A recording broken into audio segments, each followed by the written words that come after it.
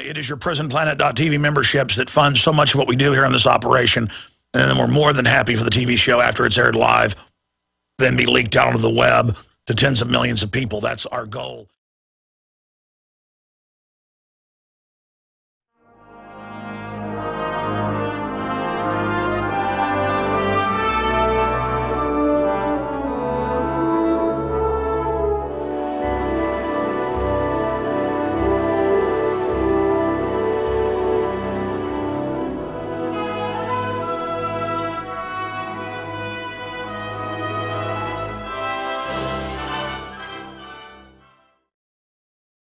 Ladies and gentlemen, thank you for joining us. It is Thursday, the 25th day of July, 2013. With little argument, the House of Representatives has limited U.S. military involvement in Syria and Egypt, but at the same time actually authorized it. It's like we're limiting torture to authorized it in certain cases. We're limiting NSA snooping to authorize NSA snooping. So we're going to be breaking some of that down. The House rejects bid to curb spy agency data collection. So that's Congress, who tried to turn a blind eye to this for a while, didn't want to be told about it, even though they'd already authorized it decades ago. They knew it was unconstitutional, so they didn't want to have a public debate about it. Well, now that's been forced, and they have voted in the House. We've got a list of the bipartisan traitors to allow the private controlled NSA, that literally works for foreign offshore banks, to use this data in economic sabotage against America as part of a corporate takeover via Agenda 21. So we're going to be going over all of that.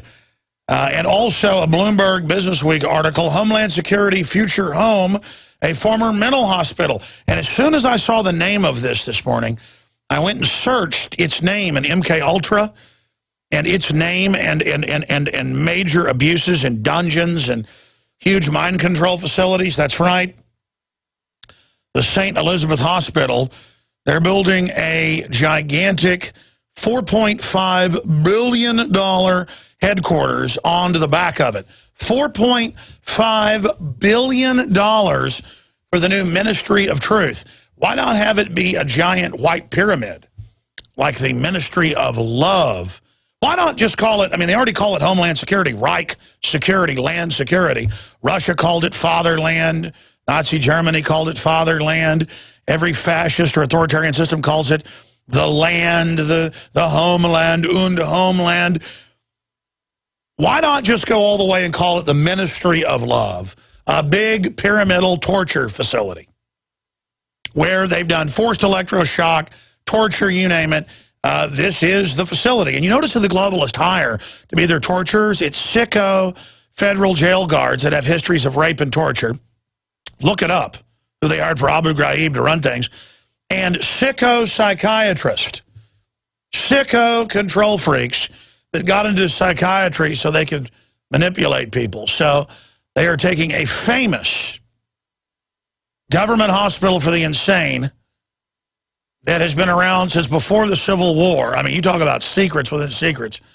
And it also held animals in it. It was a zoological research facility. This is a New World Order command base of ultimate wickedness that makes Dr. Mengele literally look like a piker. So absolutely insane, ladies and gentlemen, that an MK Ultra facility is now where you're going to have. And by the way, that's something for my writers to look into, because I know about this facility. It's very famous. MK Ultra doctors were there. Search Jolly and West's name, Dr. Ewing Cameron's name, and other MK Ultra, MK Naomi, MK X-Ray, and other programs that got declassified in the 70s. Search it along the name of St. Elizabeth Hospital to get the rest of the story. Search involuntary commitment and electroconvulsive therapy. Very loving. And torture, rape, you name it. Let's have an article about them picking this particularly happy abode. Like in all the fairy tales where the wicked witch lives in some deep, dark torture dungeon. But Big Sis, now wearing a muzzle, is being sent to be a toilet attendant out in California. We'll be right back, ladies and gentlemen. Stay with us. Ladies and gentlemen, again, thank you so much for joining us on this Thursday edition, the 25th day of July, 2013. I already had Eric Mancow Muller, who's got a hit. I mean, it's got like 4 or 5 million viewers per premiere on History Channel with his show that is extremely popular, God, Guns, and Automobiles. We're going to have him popping in at the bottom of the hour to talk about how Media Matters and other White House-run groups tried to not let that show go on the air because of the word God in the name. And then yesterday, the Toronto Health Department came out and said, ABC News, please don't. In fact, guys, will you reprint me the article? I know it came out yesterday afternoon, and I don't have it here on the stack. Thank you. The Toronto Health Department came out and said the Canadian health authorities came out and asked ABC to reconsider Jenny McCarthy and said that she will cause undue deaths by her vaccine misinformation. And, of course, they gave no proof of that, but they just demonized her. And you've got other big pharma groups here in the United States trying to keep her off the air, even though she's not going to be talking about stuff like that on air, obviously. Her son was damaged. She went and investigated it. There's massive evidence linking vaccines to autism, autoimmune diseases, you name it. It's a cocktail of other contributing factors as well. Dangerous pesticides, GMO. It's legion what's going on. And they put out hoaxes trying to discredit people like Dr. Wakefield, saying he hoaxed. He sued the doctor.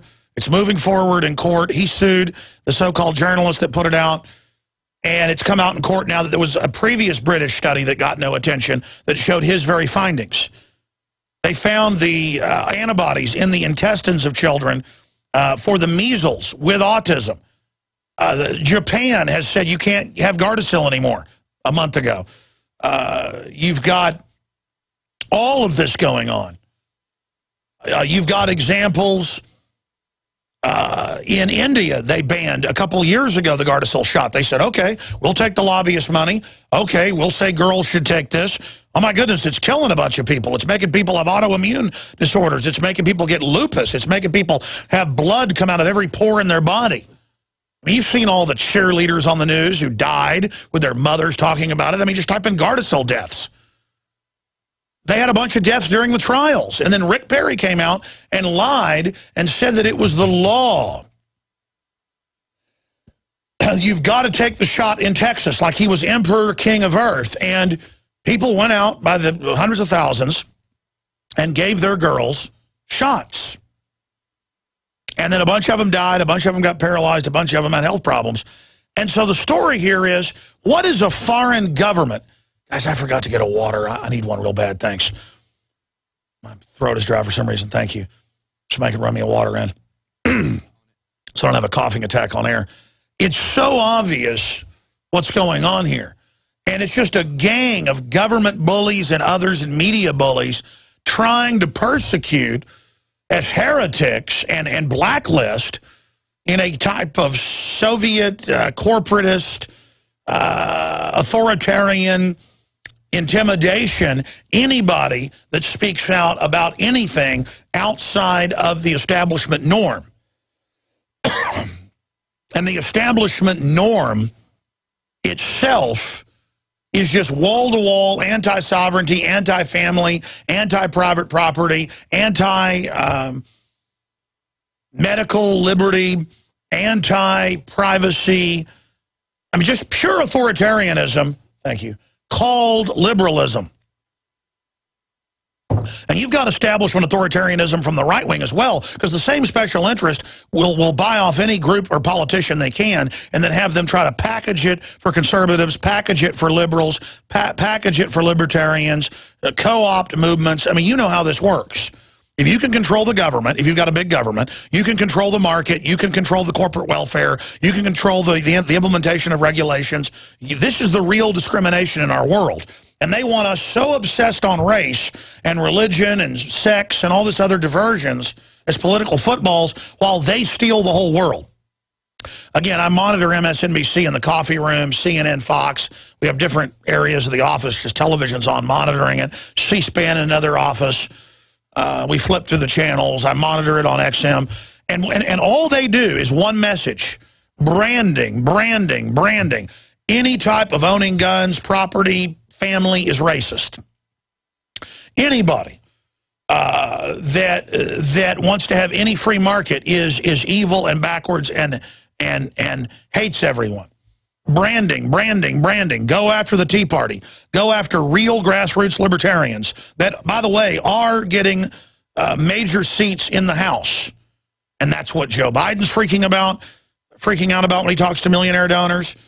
And the audio gets leaked a few months ago. That's what Obama talks about to big donors. And that's what Karl Rove talks about to the Republican leadership, because they're all part of the same establishment. And if they can't suppress the Rand Paul, Ted Cruz, libertarian type, they're going to lose. And so every time I walk by MSNBC, I mean every time. This just happened 20 minutes ago, right before the show started. I was hearing, well, it's just the racist Ted Cruz, and you know they hate Hispanics. And they're very racist, and the racist Rand Paul, and with no proof, no nothing, and for someone who's informed, you watch it and you go, this is cartoonish. But for people that are just purely politically correct, they go, well, I better not be pro-gun, that's racist. I better not be pro-sovereignty, that's racist. I better be for the expansion of NAFTA and GATT into all these other trade deals into Asia, the Caribbean, Europe. Thousands of pages long, sometimes tens of thousands. I saw some number the other day where the new trade agreement's 50-something thousand pages long. It's just every special interest writing in what they want, and sometimes they get a whole area of law written for 10,000. I was reading where lobbyists come in and will give 100,000 in one day to a candidate, and it's like 10,000 here, 10,000 there, and they're getting billions sometimes for $10,000 donation. You can give $100,000 and meet with the president privately for 15 minutes. And if they can do it, then he tells his aide, okay, get that done. And they do it. Oh, you gave the president, with your dealership group in Indiana, Minnesota, and a couple of the states up there. Remember this came out in the news? Oh, you gave $2 million to the Democrats?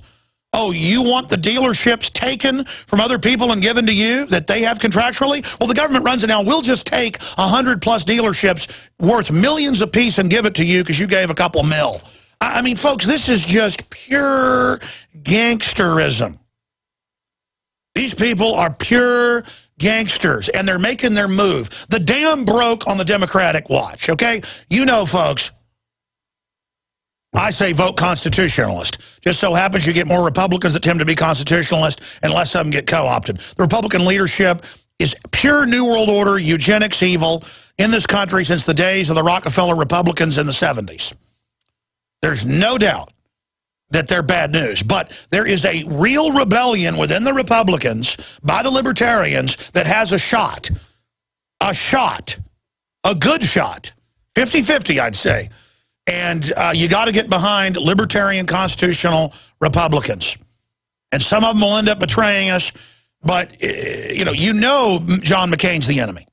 John McCain is now out in the news saying there's no doubt that concealed carry is being used. It's racist. And we need to have a federal law restricting concealed carry. See, there they go, folks. They do not want you armed. They want you to live like folks in Chicago, New York, or D.C., disarmed. Because they're mafia, folks. They are mafia. I have been in meetings over the years by circumstance or by dumb luck with high-level Hollywood people, high-level corporate people, and all they do is sit around talking about killing people and ruining their competition, and chomping on cigars and slapping, supermodels in the hind end saying, get me a drink. I mean, folks, that's who runs this country. The senators and people are nothing. They fawn after the corporate and Hollywood chiefs. Vice presidents and presidents on jets, I've been told, by multiple top-level A-list stars, just fawn after them. They are disconnected completely from reality in their own la-la land, let them eat cake, Marie Antoinette, where 2,000 plus companies got waivers from Obamacare in direct competition with their competition, bankrupting their competition. I mean, you know what it means if, say, you're Whataburger and you don't get a waiver on Obamacare, but McDonald's does? What do you think that does? Let's say you're Walmart. You get a waiver, but the local dollar store chain doesn't. What does that do? I mean, folks, this is 101. Instead of building an economy and having a real economy not based on corruption, we're Guatemala, Nicaragua, El Salvador, Chile, Brazil, Argentina. Argentina, 50 years ago, anthropologists, sociologists would tell you, was probably more wealthy than the U.S. on average, one of the wealthiest countries in the world, because they didn't allow corruption. They fell to it, folks. They're now incredibly poor in 50-something years. Okay, it's the same deal here. You let crooks in, they'll run scams all day and shut everything down but them, and then why not even shut that down? They will ruin everything. They will turn our country into cardboard slums and fly over us in jet copters to their armored redoubts. And our daughters will sell themselves to them for pennies on the dollar because it's the only future they have. They want you poor as a weapon. We will end up like Africa, like Latin America, like Eastern Europe if we allow this to happen. We must reinvent the Renaissance, the Enlightenment. We must restore the Republic now. They are shutting everything down right now that they don't own.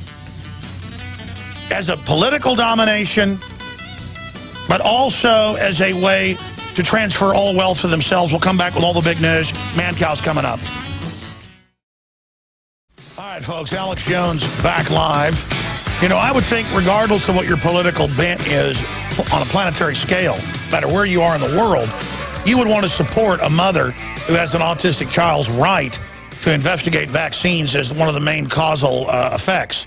When so many parents, thousands on record, I've talked to hundreds myself, go in at the third round of shots at 18 months, take the shots, the kid has a convulsion, never talks again. And then they have an autoimmune response, blood on the brain. And then the inserts say it can do that to you. And then there's all these countless studies, and they go, oh, kooks say mercury hurts your brain. Kooks say fluoride hurts your brain. And you're like, well, I have a Harvard study right here saying it causes massive IQ reduction. And they go, oh, sure you do, dummy. Look, he can talk. He thinks he's smart. This is the type of arrogance that we're talking about. And I'm going to play a clip of this coming up with Mancow, where they're on Fox, CNN, you name it, saying, she doesn't need a show. She shouldn't be on the air. Bipartisan hordes of people whose shows are probably a third or more financed by big pharma ads, where they say, having to urinate too much? Well, take this drug. And then it lists like 30 seconds of may kill you, brain damage, liver failure, death, make you commit suicide.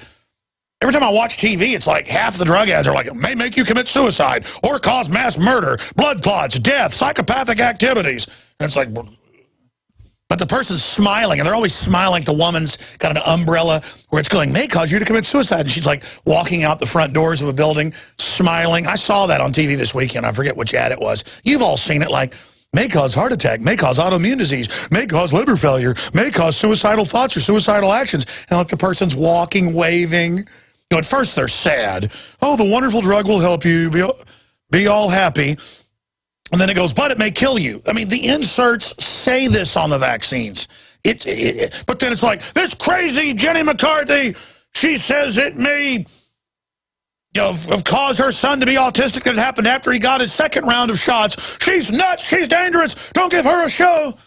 This is the reason I haven't taken a show on Discovery Channel, History Channel, A&E, Court TV, then it became True TV. I mean, I'll be on people's shows occasionally if it's a day's work. But, you know, Mancow over and over again has said, hey, come be part of this, this TV show I'm developing. And I've told him, no. I could probably be on the Discovery Channel show with him right now. Because Mancow's a great guy. He's had a lot of different hit TV shows. And I just don't mess with it, because if I'm in the show and sign a contract, I've got to then let them do whatever they want with the reality TV show. And I almost wish I would have been involved in God, guns, and automobiles, because it's turned out to be a pretty good show. mildly libertarian, mildly pro-family, mildly pro-strong male figure, mildly. And the White House-run Media Matters wants it shut down. I mean, that's a big deal, folks, that the Canadian government says, don't give Jenny McCarthy a show. Oh, get Mancow's show off. Media Matters and MSNBC tell congressmen, don't go on Alex Jones's show. We're going to dictate to you. DrudgeReport.com. You don't link to him. It's all about how they're the bosses when they have tiny audiences. But it still works. When they bully Fox News about Napolitano coming on, Napolitano was told, well, Media Matters doesn't like you doing this, and the White House is putting pressure on us, so you can't go on his show or any other libertarian shows. And there, I've said it. 2 years ago, I was told that. You notice he hasn't been on because of Media Matters. And you're like, well, how does Media Matters do that? Because the Justice Department will go arrest Rupert Murdoch. And I was told that by Fox executives. Okay? Fox executives repeatedly tried to get me up there for their Fox syndication development. And I said no. So they said, well, just do satellite feeds for us with focus groups. And they said, oh, my God, this show will be a hit. We want this show, Fox News. And I said, okay. Just go ahead and pass it up and see if it gets authorized. And, of course, it got killed. And that's why they had articles in New York Magazine going, Alex Jones wants to be on Fox, but he'll never be. And that was a Fox executive saying that because they knew full well Fox came and begged me probably 7, 8 times to do shows, pilot shows. And I said, no, no, no, no, no, no, no, no, no, no, no, no, no, no, no, no, no, no, no, because I'm not stupid. It's going to get killed higher up. I met with executives 10 years ago and said, gun shows will be top rated if you do it. Court TV, True TV, A&E. I don't fly out to L.A. now and they go, first class will fly out for this meeting with the president of this network or the vice president of that network or the head of programming. And I go, look, you're just going to pick my brain for more shows, and even if the show gets picked up, it's going to get killed. So, no. I mean, I had development from Discovery Channel calling me 2 days ago. I haven't even called them back. And I'm not bragging here. It's because I know they won't let me get on air or they'll twist it. And so they want Jenny McCarthy off. They want Mancow off. They wanted to show the Bible off. These are a bunch of gatekeeping, authoritarian, gangster scumbags. Well, guess what? I got my own show, scum.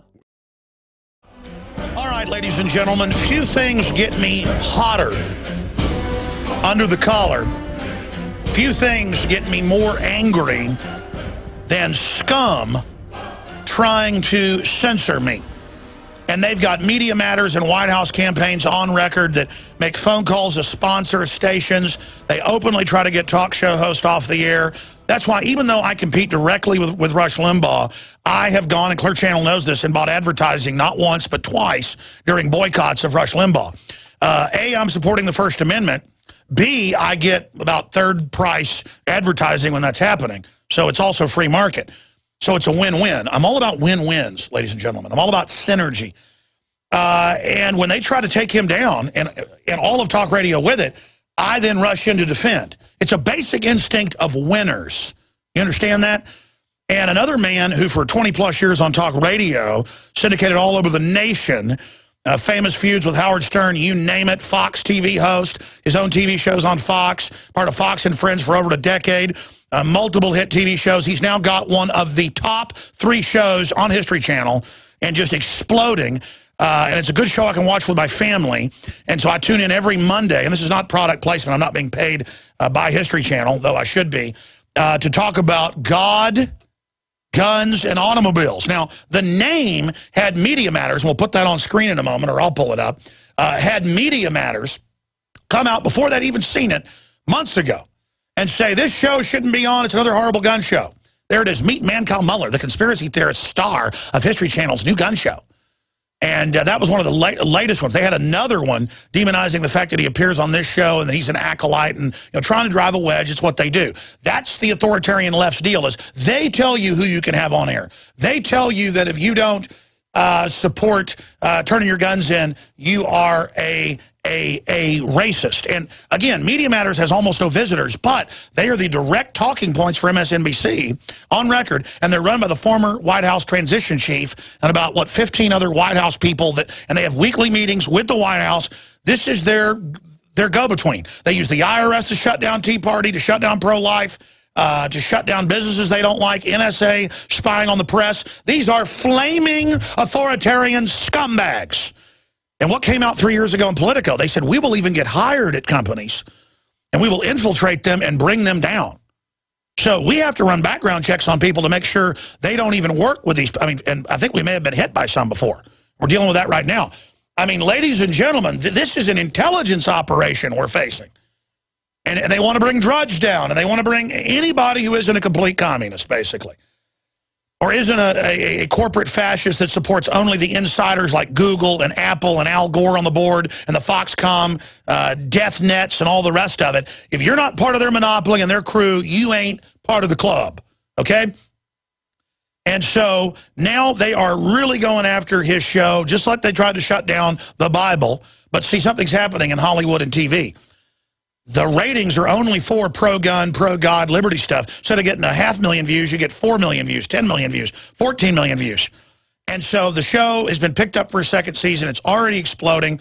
And just congratulations to Mancow, because I know he's been in a lot of TV shows in development. He's offered me to be part of that. I've been too busy, but it's so good to see him going upstream and just one of my favorite talk shows. Love being on with him. Incredible wit. He can crystallize things that takes me an hour to say in 30 seconds. I'm not kissing your butt, Mancow. You're a good first-rate guy, and we're good buddies with Billy Corrigan. We like to hang out. You're just an awesome. I want to do that thing where we do the trip to the Kentucky Derby in a old Cadillac with Billy Corrigan, and bring a film crew, but minus the mescaline, with our own gonzo journalism down and out in Vegas there. But so much is going on. They're not just going after you. They're going after me, Jenny McCarthy. What is happening here? And does it make you get angry to have these authoritarian blacklisting people that make McCarthy look like an angel?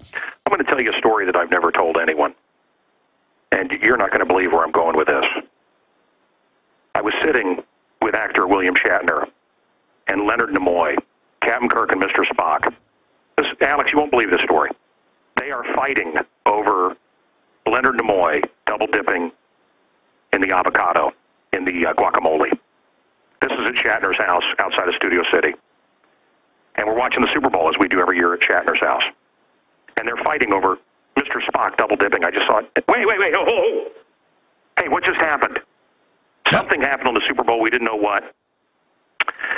Janet Jackson's top had been pulled off. Nobody saw it at this party. Ben Stiller was there, and Greg Evigan from BJ and the Bear, and Adam West, TV's Batman. And anyway, we didn't really pay much attention to it. When I came into work the next day, the government was against me and Adam Carolla and Howard Stern and Opie and Anthony. And any other show, your show, any other show that had a fairly educated audience, left or right, that moved voters. The government went after us. Now, not the urban shows, because they weren't worried about those shows. They're not moving people to vote. They're not. They weren't worried about. They staged stuff like that on purpose to then go after libertarian speech. So it was bizarre to me that because Janet Jackson's top got ripped off. So I contacted Stern's. This is what I'm going to tell you that nobody's ever heard. I contacted Carolla's representative and Opie and Anthony's representative, and I remember them being on the phone and others. And I said, guys, we've got to fight. We've got to fight for free speech. We've got to all get together. This is bigger than my show, and I'm willing to fall on the sword. This is bigger than all of our shows. Why are we being attacked? We need to fight for free speech right now. And Opie and Anthony said something that was just, they asked me about the size of my manhood or something, and everybody giggled on the phone, and I went, oh, dear God, these morons. They don't realize what's coming for them. And, of course, they've been pushed off the satellite. They've been marginalized. And, big corporations have picked up all of these shows, as you know, you see in our business. For nothing. And it's politically motivated. Imagine Rush Limbaugh, the biggest talk show host on the planet ever, now controlled by people that absolutely hate him.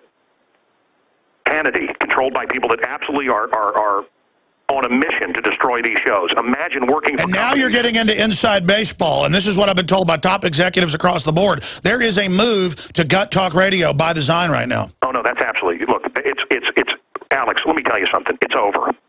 It's not. It's already over.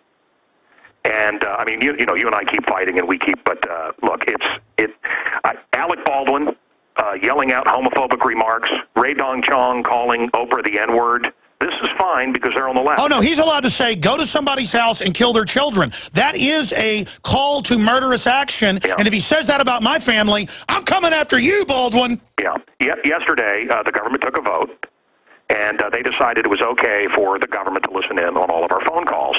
Oh, yeah. And someone today said to me, well, Mancow, how did that happen? I said, when I was a child, I went backstage and I saw Hulk Hogan and the Iron Sheik hanging out, and it blew my mind. The Republicans and the Democrats, and I've hung out with all of them, presidents and all these politicians, and they do the fake fight on TV. You really do get into all the A-list parties, Mancow, so you get to see it all. What I'm trying to tell you is, well, you think the government's going to vote to curtail their own behavior? Of course not. It's a pageant. It's fake. And people need to get out of this matrix and realize that, you know, oh, they voted. Oh, and and you trust Obama to you know, end Bush and all of the rest to police themselves? Well, that's the great lie. And I'm done with it. So look, we have this little show. It had the word guns in it. It had the word guts in it. It had automobiles in it. And, you know, God and guns and guts and automobiles. And so everybody went out, the CNBCs, the MSNBCs, the ABC, CBS, NBCs, name them, the BSs, the government propaganda machines. Well, this show is promoting, it's going to shove God down your throat. It's going to be about guns. It's going to be about big cars when the environment is being destroyed. Everything the show isn't about. But it didn't matter. Lie after lie after lie. And guess what? The ratings have been stellar, and America's responded to it. Like you justifiably said, like the Bible. They wanted that show. Look, I was in Hollywood after it, and everybody's walking around going, well, why did people watch that? Mancow, what? I mean, they were baffled by it. The fact is, these stories are the human stories. These are our stories. They resonate with us. The story of Noah and Moses, and these guys don't get it. They'd rather give us another, you know, Superman retread with 30 minutes of CGI. These are incredible stories. And look, my family prays together. A family that prays together lasts. You become undefeatable when you put on the armor. We believe that we should be able to protect our family with a gun if necessary. We believe in big old American cars and American trucks. And I got to tell you, we're a little bit racist. We believe in black cattle. And I'll tell you, we also, we shouldn't pick a color. We believe in green tractors. And this is very offensive to some people. We don't believe in buying our tractors from China. So anyway, look, I want to tell people, new levels, new devils. And if nobody is upset at you, well, then you're not making a difference in the world. If nobody cares about you or your opinion, that's because you're safe. You're going along. You're marching off the cliff with the rest of the lemmings. Well, they really got mad. They really got mad because the ad for the show shows you and your brother putting on wedding rings and loving your wives. That's. I mean, you're supposed to be running around, cheating on them, you know, having some baby mamas, you know, smoking dope. Kanye West and Kim Kardashian. I mean, you know, he just beat up somebody, and they said it was jet lag. He was tired. Imagine if you beat up somebody, Alex. Imagine if you beat up one of these pedophiles or creeps at the airport, one of these TSA thugs. You know, you talk about how these guys are all getting cancer. Well, you know what? They should be in jail. They've all violated the Fourth Amendment. But anyway, I don't know if you have the story yet today. They just spent $767,000 on a gold toilet. These people are rewarded. And of course, if you're out there saying, God, our taxes are too high, businesses are being hurt, our economy is being destroyed by design. You're a racist. Well, no. What happens is then, you know, you get the IRS on you. I've been audited year after year illegally. And it's now all on record that they're persecuting us. I want to play a short clip about Jenny McCarthy. I mean, there's no doubt on so many studies, the inserts of the vaccines say they can kill you or cause an autoimmune disease. But then they go, oh, this crazy woman thinks vaccines should be looked into, and now they want her kicked off The View. It just, even if you don't agree with that, everyone should go, my God, this is authoritarianism. What the left said about McCarthy, they've gone light years past that, telling pro-life groups what they can pray. Let's go to this clip and get Mancow's take on it. If you're a media consumer or a media analyst like yourself, controversial figures are nothing new. I mean, we know that. Why? But there's something different about Jenny McCarthy that's come up in the last 48 hours that really has received a lot of attention. Why? Why are people so concerned about this move? Well, Jenny McCarthy is funny. She's a former Playboy Playmate of the Year, but she's been getting pummeled in the media, Jenna, because she is a leading crusader for this utterly discredited theory that childhood vaccinations cause autism. Now, I'm sure she is sincere in that. She has a son who developed autism, but medical study after medical study has said this is junk science, including a recent one of nearly 1,000 children in the Journal of Pediatrics. And a lot of moms watch The View. I don't know whether she'll be talking about it on the air, but it does have an effect. These scare stories about vaccines. They go on to say she basically shouldn't have the show, and now the Canadian government says she shouldn't have a show. By the way, Mancow, I mean, there are studies everywhere that vaccines are causing autoimmune problems and doing all sorts of stuff. We've gone from 1 in 25,000 with autism to 1 in 50-something. It's an epidemic. But what about this idea? Because in her own private life, she's made statements about vaccines being dangerous, that she can't have a show. This is wild. Alex, I'm going to take a left turn on you, okay? Yes. And you talk about how you want free speech. Can I have free speech? Yes. You're not going to like what I'm going to say. The fact is, folks, I know the truth about Alex Jones, and that is that he's a softie. And a lot of what you hear on the show is bluster. Kicking around town, kicking around Austin, Texas with him was one of the great joys of my life. He is a kook in a good way. You would want him at your party. He's not a very serious guy. He's a very fun guy. And around his children, he's silly. He acts like he's about 5 years old, as I do with my kids. And I want to tell you, and it's going to be hard for me to fight back the emotion, because of my blessings and the role that I've had and the ability to facilitate so much communication. What am I even talking about? Let me get to it. I've come out of my studio and seen people with 13-year-old girls in baby strollers, 15-year-old kids on gurneys. And they said, Mancow, I had a healthy, beautiful child. They got the vaccine, and their eyes rolled back in their head, and they've never talked since. Their faces went blank, and that was it. Are all these people lying, Alex? They're trying to get the truth out. Look, and the fact is, I don't know the science. And I tend to think of Jenny McCarthy as a playmate that was very annoying when she dated Jim Carrey. She's been in my studio. She's a bubblehead. But I think her stance against the pharmaceutical companies is very brave. We used to get one shot at a time. Now they bundle them. And I think for some young bodies, some young systems, immune systems, and again, I don't know. This I don't know. My uncle almost died from a tetanus shot. The doctors admitted it was the tetanus shot. He swole up for 2 weeks, almost died. It's just too much for, 20 shots at once in a single dose. And I just think it's too much for some of these young, systems. Japan just banned the Gardasil shot, Mancow. Yeah. And look, who's crazy now? Elizabeth Hasselbeck is crazy. Jenny McCarthy, who questions all of these drugs we're putting into. I don't know. This is some kind of bizarro Orwellian world we're living in. Well, they mentioned the Journal of Pediatrics. The Journal of Pediatrics, funded by the government, came out and said mercury is good for children's brains. Do we have that clip? Mercury. We're going to cue it up and play it after the break. But, I mean, Mancow, how crazy has all this gotten? Alex. Yeah. Alex, if you took your, I want to relate this back to you. I've seen you with your children. If you took your kid to the doctor, the kid got a shot, and then never spoke again, wouldn't you be smart enough to go, there's a connection? And how insulting is it for all these people to say there's no connection? Something's happened to these children. Well, Mancow, I read the insert. It says it can do it on the insert. That's what's so crazy, is that they admit all this. And, then they go, crazy people think it can hurt you. and brother, maybe, God, this is awful to say, maybe it's like anything else, you know, with the polio vaccine or any other vaccine, you know, there are kids that are going to react negatively to it. Maybe for the greater good it has to happen, but I do think it's happening. Well, I know you're playing devil's advocate, but Mancow,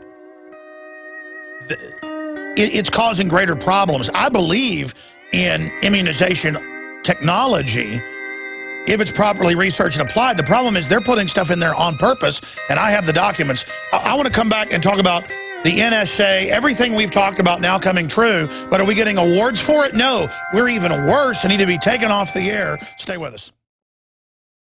All right, Eric Mancow Muller is our guest. I'm Alex Jones. You can find his website at mancow.com and on affiliates all over the United States. And he has one of the top new hit shows on the History Channel, very wholesome, but also funny.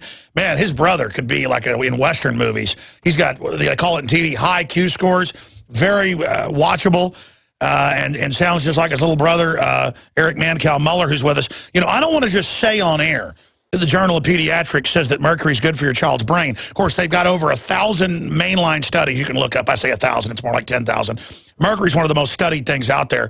You can just type in electrobe, microscope, and you can see what mercury does compared to all their heavy metals. It causes convulsive explosions in the electrochemical brain cells. It's the most destructive metal in the brain. You can find all the different university microscope footage of that. And we've done this before, but here is KI, but this aired nationwide because they have news packages that air locally. This was a nationally written piece, but this aired in Austin. And they say this still. I think the Harvard says right here, mercury is good for your child's brain. Let's go ahead and go to that clip. Mercury-containing vaccines may help, not harm kids, according to 2 new studies in the journal Pediatrics. There have been widespread concerns that mercury-based preservatives in vaccines might impair the neurological development of children. These new studies suggest that the opposite, that the preservatives may actually be associated with improved behavior and mental performance. By the way, boys' IQs, you can pull this up. Harvard study, by the way, over 20-point reduction. Girls, about 17. And this is going on. It's a fact. They're killing us. And next they're going to say cyanide is good for your child. And if Jenny McCarthy doesn't agree, she should be fired from The View, Mancow. Oh, my God. It's bizarro world, isn't it? What do you think about it? Literally, I used to go on your show 10, 12 years ago, and you even thought I was a kook, but you're more conspiracy than most people. I mean, come on, Mancow. It's all come true so far. Wait a minute. Let me say something, okay? I want to tell you, I had a moment where I opened up my window. I was on the 35th floor on Wacker Street in Chicago, and opened up my window, and there was I heard and there was a helicopter on silent mode looking at me, unmarked, and I got on and talked about it, and I was insane. I saw it. It happened, and he's insane. And now, of course, we take it for granted. You came on my show and talked about drones on American soil, and I thought you were crazy. You told me other things. NSA, chemicals in the water, now it's all mainstream. 2 nights ago, they did the military exercises again, where they did the crackdown of the city of Chicago, where I'm at. Why is the military practicing attacking American cities? Because they know that the economy is teetering on the brink. I loved CBS last night. They can't figure out why nobody's buying into this economy being fantastic, because it's not. All you have to do is drive down the street and see another storefront boarded up every day. You see another one. All you have to do is talk to anyone you know about how the economy is affecting their family. All you have to do is talk to any business owner about what Obamacare is going to do to communist health care. Then you question, well, why would John Roberts and others turn their back on their foundation? Why would a Supreme Court justice go against everything he stands for communist health care? It's clearly illegal, clearly unconstitutional. And then this guy sitting over in Russia who got a book deal yesterday, Snowden, the leaker, tells us, they listen on the Supreme Court conversations. So I believe that these guys are being blackmailed and controlled by our government. I want to tell you about, this special class, the government and judges that nobody can say anything to. There was a preacher here in Chicago. Stay there. We're back in 60 seconds, Mancow. Stay there. We're live. Okay. Do a little bit more with me here. Then we're going to open the phones up, folks, in the next hour and cover all the Supreme Court rulings, what's happening with the House rejects bid to curb spy agency collection. We're going to get into all of it coming up, but Mancow's our guest. We'll be right back. All right, folks, we're into hour number 2, and we've got Eric Mancow Muller, syndicated radio host, hit show, God, Guns, and Automobiles. The White House has openly wanted shut down. It's like they want Jenny McCarthy kicked off The View. Incredible. Finishing up with him before we come back with news and take your phone calls. You were telling a story about a preacher in Chicago. He basically said, look, if he's in court, and he said, if the judge doesn't judge me, then God will judge her. God judges all of us. And, of course, that's a threat, and they want to put the pastor in jail. This is what's happened in Canada, where they make Christian preachers, everything that a Christian says is hate speech. Oh, yeah, I saw that. Yeah. Okay. In fact, they want to put him in jail for saying, fine, God will judge. Well, they hate that. Yeah. And quickly, the number 2 book in America is called Zealot. Written, everybody's interviewed this writer, who is an Islamo-fascist, anti-Christian Muslim. Nobody mentions that in their interviews. And people are reading this book thinking that Christianity was made up. And he's basically using the line that a lot of Islamo-fascists use. 2 other quick things, Alex. 2 other quick things. You asked me what I want to talk about. Here we go. 93-year-old woman raped and beaten almost to death by an illegal. I thought it was only scientists and the next person that was going to cure cancer that was coming here illegally. What about all these great people that are breaking into our country we keep hearing about? One other thing. I was in Kansas City filming the TV show for the History Channel, and I've been all over America. I was in New York when the riots were supposed to break out.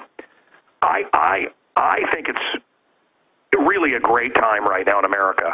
We talk about the negatives. Let me say something great. Al Sharpton, my friend, he's a friend of mine. We don't agree on anything politically, but Jesse Jackson and others have tried to stir up the race hate. That's how they make their money. If we talked on your show today. You think it's backfiring? Brother, I want to tell you, you and I have talked about this. I think it's wonderful that African Americans have woken up and said, you know what, we're not buying into it. We're not going to burn our neighborhoods. We've done that. It's stupid. Not a single white person thinks Zimmerman is white. Trayvon's record is that he had burglary tools in his locker and stolen items. And the suppressed photos on his phone was a gun and loot, reportedly. The guy was violent. This rap music is violent. This is what the culture is producing.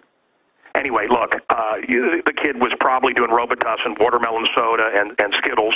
It's a hot drug here now in Chicago. Skittles. Well, I mean, look at the gangster photos he was putting out, sporting the full grill and the gangster, Flavor Flay look. Look, I've interviewed some of the jurors, and let me tell you what I've come to believe, Alex, and I want to share this quickly with your audience. Zimmerman would have gotten 2 or 3 years. He probably should have spent a year or 2 in jail. Sorry, I know that offends some people. A kid was killed. I wish Trayvon had not been killed. But the judge was so repulsive, and I believe so pressured by Obama to put Zimmerman in jail for 25 years, that when the jury said, you know what, if we give it over to this judge, she's going to put him away for 25 years. She's going to put Zimmerman away forever.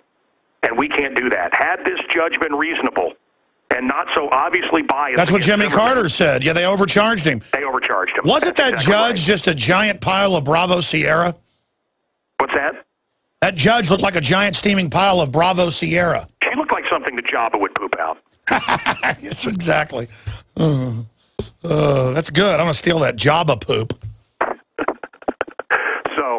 All right. Well, brother, listen, I appreciate your props on the show, and you're a tough critic, so I appreciate it. And look, it is about family, and I think, crazy people in Austin, just like in Chicago, we believe in family. Exactly. Listen, you've offered me in these TV pitches to be part of it. I'm always just too busy, and I don't believe they're going to give me a show. I've been offered a bunch of others in the contracts, but it's too controlling. But I love appearing in shows. What happened with Jesse? He didn't want to do it anymore, and they offered me that show, basically, and other shows. And they're all good guys, but you don't control it, so that's basically why I didn't do it. You know how much work it is. I don't know how you do a daily radio show and do these shows. It's tough. Well, my brother films 7 days a week. I film 3 days a week. I haven't seen the show because it's too personal for me, but it's pretty cool, man. It's pretty cool. Well, the episodes are getting better. The first one was pretty good. The third one I've seen, it's awesome. Oh, Mancow, we'll talk to you soon. Mancow. Brother, keep up the good fight. Let me say bye to you during the break. All right, ladies and gentlemen, we are now into hour number 2, and I want to open the phones up here on any issue we should discuss. We're going to do first-time calls again today. I like to alternate first-time calls. It's always nice to do wide-open phones, but then folks wanting to plug things or bring up idiosyncratic issues basically dominate the show. So that's why I do first-time calls about half the time. We don't screen your calls, just first-time calls. 800-259-9231 on all the news we just covered in the last hour. Or I love the wild card, grab bag, wheel of fortune for whatever you want to bring up here on the transmission. Any questions, any comments, you name it. 800-259-9231. 800-259-9231. If you just heard the last hour, we talked about Jenny McCarthy, CNN, Fox News, MSNBC, Big Pharma, the Canadian government, all coming out and saying, don't let her have a show on The View. Not because she's a communist, because she's not a communist. It's like the old Red Scare, but worse, because there really were communists, but it went too far. This is, you think vaccines might be dangerous. Everyone knows there's no problems, no side effects. I show you articles every year when the vaccine season comes around at the start of school. There's 0 side effects. They're conspiracy. And then I read the actual CDC side effect, hundreds of pages on air. Hundreds of pages of it. Death, brain damage, autoimmune, retardation, narcolepsy, epilepsy, on. I mean, go to CDC vaccine adverse reaction page. Don't believe me. Jenny McCarthy's crazy. She says vaccines might hurt people. She says fish might be in the ocean. The sun might come up in the morning. Bears might live in the woods. Birdies might live in trees in nests. Women might like to paint their nails. And Papa likes to drink beer. You never heard something that crazy, did you? Absolutely off the chart, cuckoo, Cocoa Puff, crazy. 800-259-9231.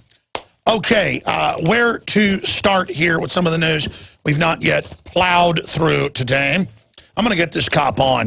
Look at this article out of Reason. Cop fired for speaking out against ticket and arrest quotas.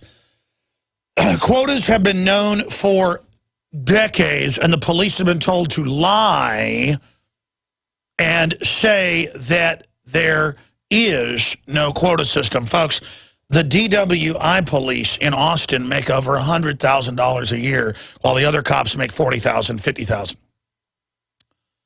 And that's why they pull you over. Been drinking? Well, just get out here and walk. No probable cause. Get out here and walk around for me. Or if you had one beer, they take you to jail. It's because it's a big cash machine.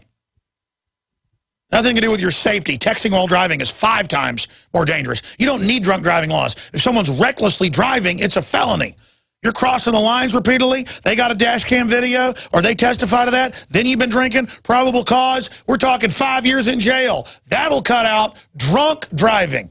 Not having 2 beers when you weigh 250 pounds and come driving home. Now they're doing cheek swabs all over the country. Arkansas, California with no warrant, and doing instant marijuana test. I've seen studies where marijuana drivers actually drive safer. Yeah, the slow lane, 10 miles under the speed limit. Marijuana heads. Yeah, let's arrest them and charge. I mean, this is ridiculous. What about all the pill heads out there on all these psychotropics and pain pills? Oh, well, if it's a prescription, then that's okay. But wait, the system's hungry. They're going after them now, too. So I want to get this guy on. This is Auburn, Alabama, is home to sprawling plains, Auburn University, and a troubling police force. After the arrival of the new police chief, the department entered an era of ticket quotas and worse. Yeah, you know why I like the Travis County Sheriff's Department? From what I've seen in it, they don't have a quota. I mean, you got to really be driving recklessly for them to give you, to mess with you. Austin just gets worse and worse. And, man, the state police, I mean, that is a cash machine. And now these state police aren't like they used to be. I mean, they pull you over, and they'll even know who I am. But I've learned they do this to everybody. They're not singling me out. And you do any drugs? You got any alcohol? You on any kind of mind if I search the vehicle? And I just flip out on them. I mean, I flip out the government deals the drugs. Stop bugging your eyes out at me like I've done something wrong. I mean, the government. It's a narcotics trafficking murder gang. Stop acting like I did something. I'm sorry. I need to settle down right there at that point. Excuse me. The country's completely overrun by the New World Order. And let me explain something to the police. No amount of tickets are going to keep the cities and counties and states going. They're run by city managers in almost every case. I've had city managers of major cities on to admit this. 75% of the money or more goes into offshore banks. It's called the Comprehensive Annual Financial Report. The budget is less than a third of the real money. Everything's about the budget. They never tell you about the other set of books. It's sleight of hands. The money's all gone, folks. It's all actuaried. Look up that term, don't know what it is, to bankrupt us. We will all go the way of Detroit if they have their way. I don't know how else to explain it to you, except for Lower Manhattan, Austin, Texas, San Francisco, Whitefish, Montana, and a few other places, elite listed, Agenda 21, technocratic command zones. You're like, that sounds like Hunger Games. Yeah, that's science fiction, product placement, propaganda placement. They call it behavior placement. Years after I coined the term propaganda placement, the feds call it behavior placement. That's basically what they'd like to build. That's the plutocratic New World Order, Club of Rome vision. The technocrat vision is even worse. Just get rid of everybody. The minute China has robots in for everything, they hit the virus button. Okay, it's released.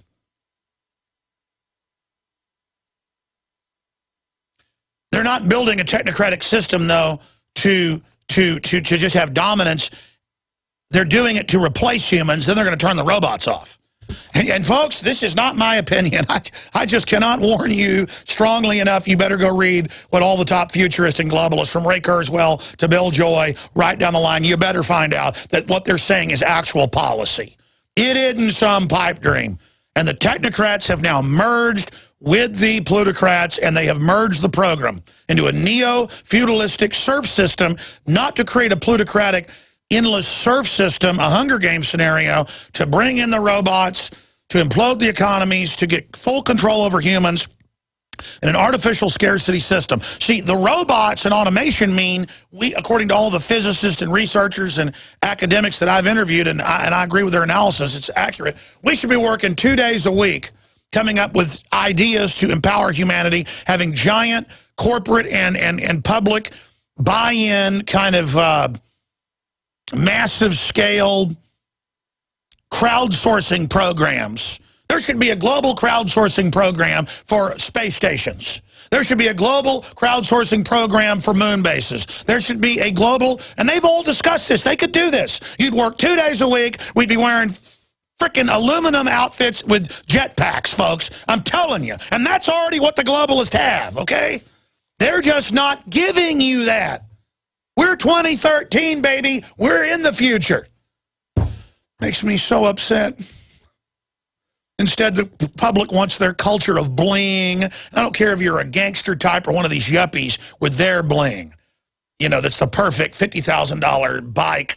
I'm talking about bicycle and the outfit and the country club, and you're part of the elite. You're not part of anything. You're not part of the elite till you're an elite thinker for humanity.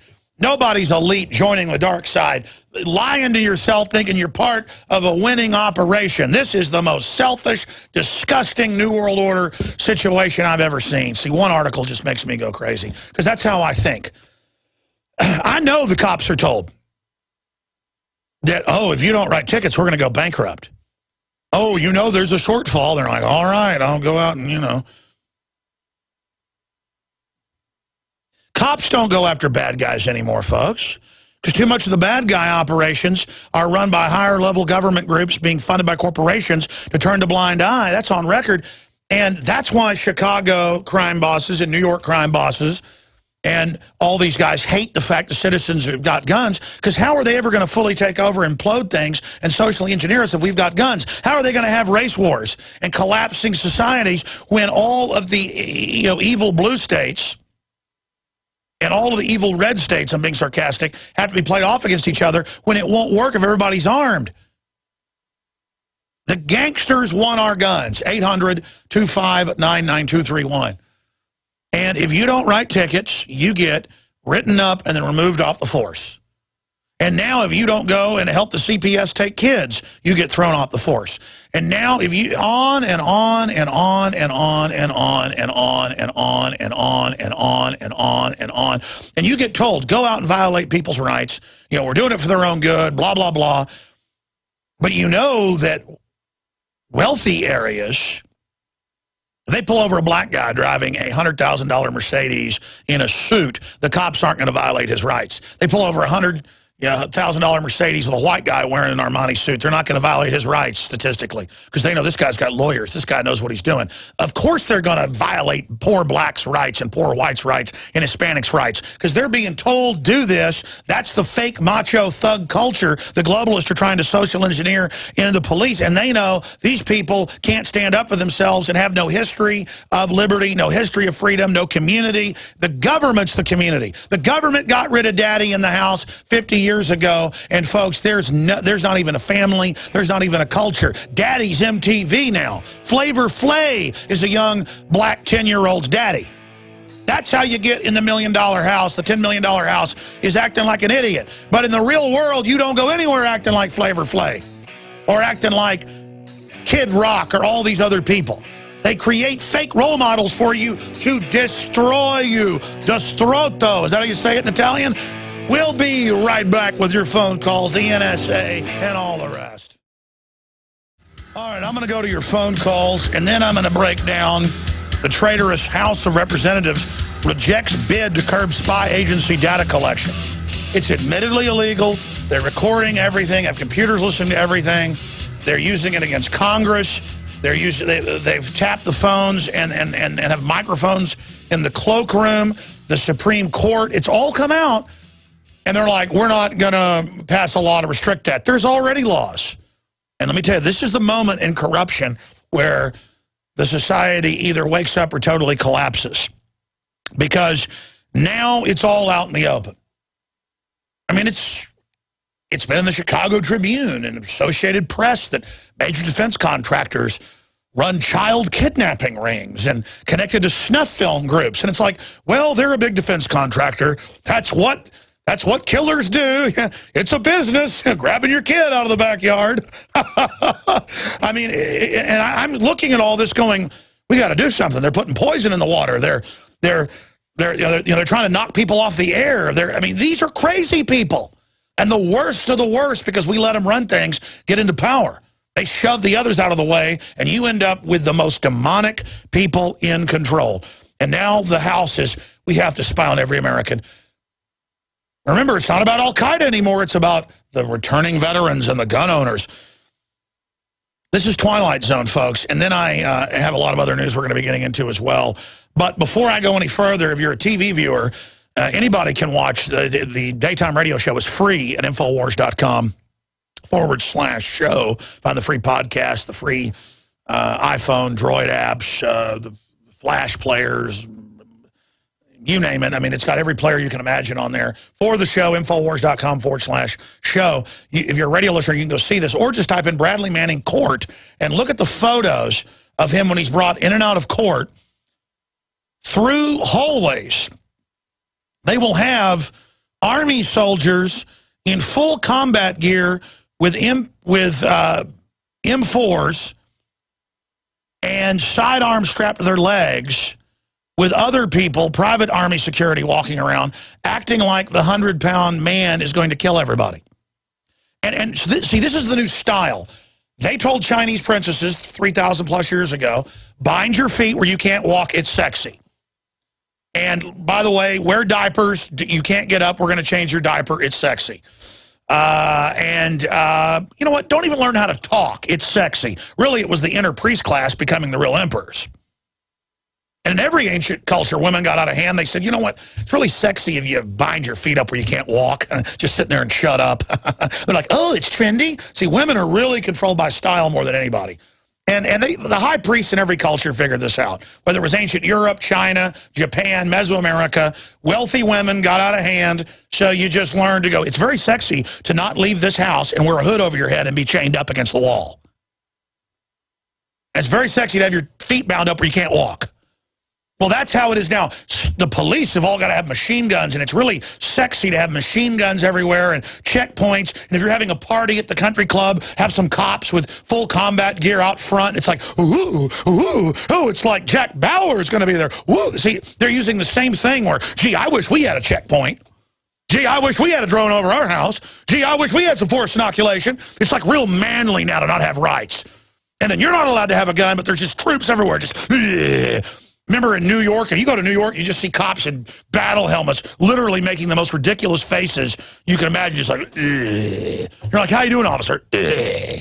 Ugh. That's the new manliness, not being informed, not knowing anything, not being involved. Just drink your fluoride, take your GMO, roll over and die, hand your kids over to the state, but just lift weights all day, and then just wear combat outfits and just stand there going, ugh. And everybody just worships you. Oh, my God. Oh, the state's so powerful. And if you go to Mexico or Guatemala or Nicaragua, or if you go to Romania or you go to North Korea, you're going to see the same thing. People standing around with machine guns looking at everyone for just 9 hours a day. The troops are on power trips because they're getting the power trip of the dress up. They dress up in the outfit. They're not fighting real armies. They're not fighting Al-Qaeda. Their boss runs Al-Qaeda. It's all simulated to take over. They're all under attack. They're losers. They work for the New World Order. They're being chemically warfare and biologically warfare targeted by the eugenicist program. They're going to die young. Their kids are going to die young. Their whole birthright's been taken. But you know what? They got uniforms and guns strapped to their leg, and they're standing around going, yeah, come on, Team Delta, Baker, we're going to run checkpoints and stop the drug running. That the globalists fly the drugs in. Then any competition that doesn't pay their cut properly, you get told to go raid. You're just schmucks. You're jokes. The whole thing's a game. The whole thing is just a complete police state fraud. The old days of cops were going in against thugs. They didn't even need bulletproof vests. They just ran in and kicked down the door. Nowadays, if there was a UT sniper, he'd be up there for 9 days. The police would be down urinating on themselves in puddles on the ground. If citizens tried to fire up at them, the police would machine gun the citizens. I mean, citizens are dogs.